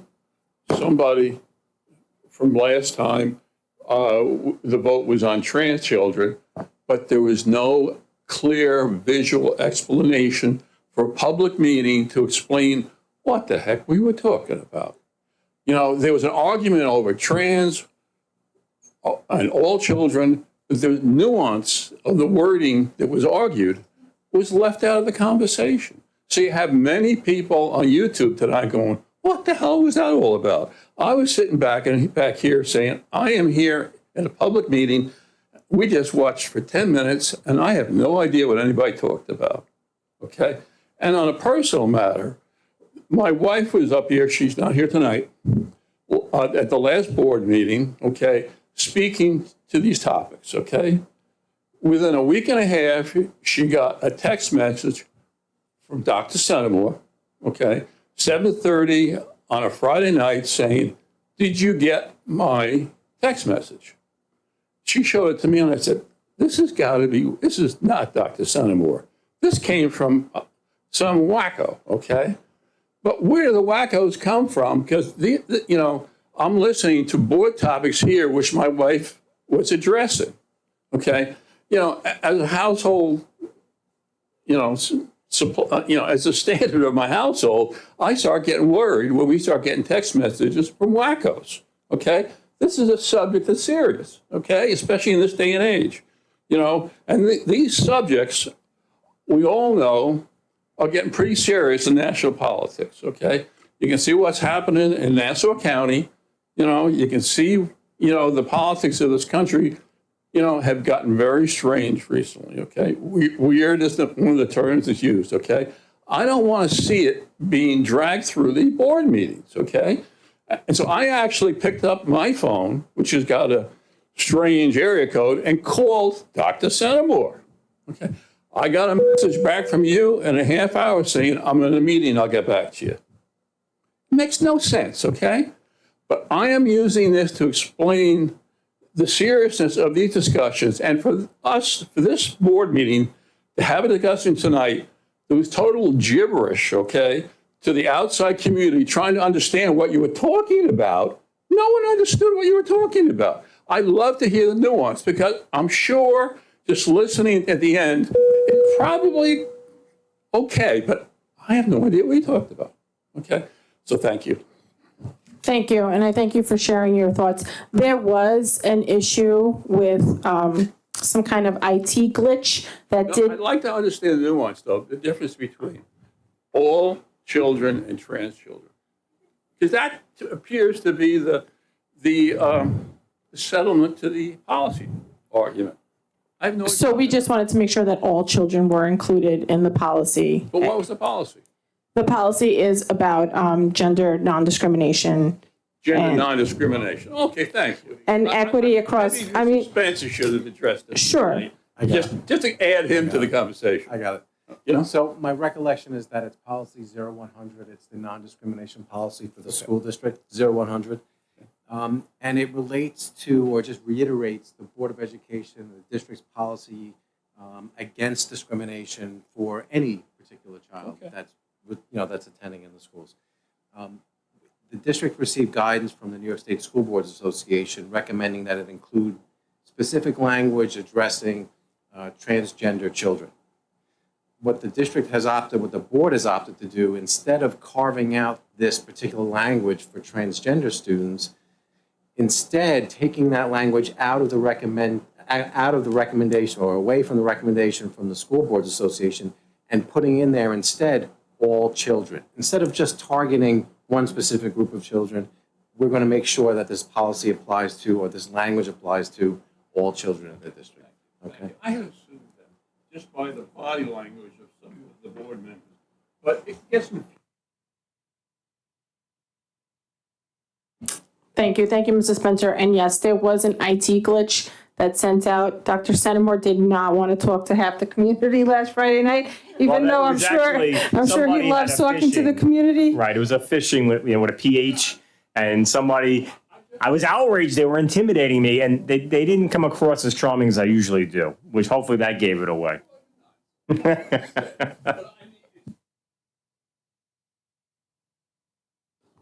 Thank you, sir. Number 3.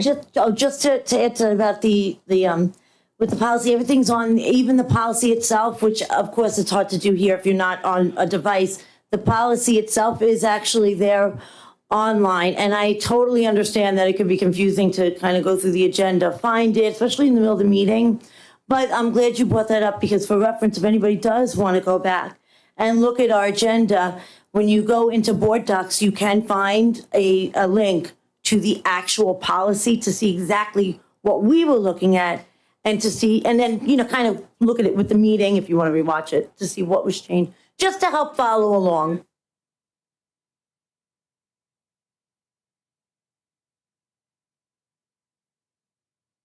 Thank you. Number 3. Hi. Okay, first I have a couple of questions for Ms. Poppy. Easy though. If you could just let me know, you don't have to tell me tonight, if any of the staff in any of the buildings are Stop the Bleed trained, and if so, how many in each building, and if it's posted on the walls, as well as how many people are CPR and AED trained, and if those staff members' names are posted on the wall for anybody to be able to know who to scream for if in case of emergency. So that's something that I would like to know. I'd also like to know a list of all the DASA coordinators in each building, please, because that's not something I was able to find on the website. Maybe it's there. I don't know. I can't find it.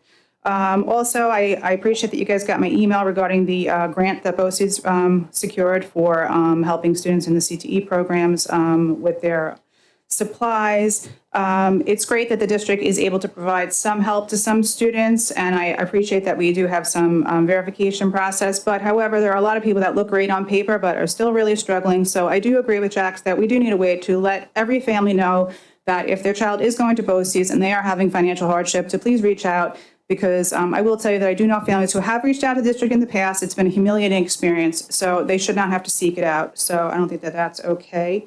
What was the other thing? Marisol, thank you for mentioning the swim season. There was a rumor that middle school wasn't going to have a swim season, so maybe we could figure that out. And I do agree, all the students should know if they're going to have a swim season, because that really stinks if that's your sport. What else? Oh, April, I appreciated that you wanted the community to maybe help the kids out in BOCES. I'm all for helping a child. You know that we volunteered for many years together. The thing is this, the money is there. So there's no reason for that. Let's help kids out who need backpacks, kids who need shoes, kids who need food. Like, let's do those things because the money's there for this. So that's why I say no, not because I don't want to help the kids. I love the in-house work. Not just because of the savings, because I think it shows that the pride that our facilities workers have in the place that they work. So I really love to see that. I thought that was wonderful. The other thing I'd like to bring up too is that, also the certification process for the CTE programs. A lot of times, even if we can't pay it, they'll waive that fee for students, much like the SATs and things like that. The teachers in those classes know how to work within that to figure that out. So even if we can't pay for those certification fees, there are ways around that. The other thing, the Mascot money, yes, it irritates me to no end because we're chasing whatever. So Wanaka got a $200,000 grant from their local assembly in May. So they said no, thank you. Cambridge School District Upstate, the State Appellate Division panel dismissed their lawsuit in December. So these are all things you guys should have taken into consideration. Melissa, thank you so much for asking for an absolute breakdown of all of the prices of what it really would cost to change it, because that's important information. I think that when you make a decision to spend a lot of money, whatever it is, you should have all of the facts. Like if I'm going to do work on my house, I want a breakdown of everything, not just a few items, because that's just a smart way to shop. But that's just me. What do I know? And also, Melissa, thank you for explaining cultural competence to our board who didn't know. Thanks. Thank you. Number 4. Okay. Can I please call for a motion and a second to adjourn the meeting? Motion. Second. Wishing everybody a happy, safe Labor Day weekend. Happy first day of school. And we will be meeting as a board for a work session Thursday at 6 to do board goals if anybody wants to join us.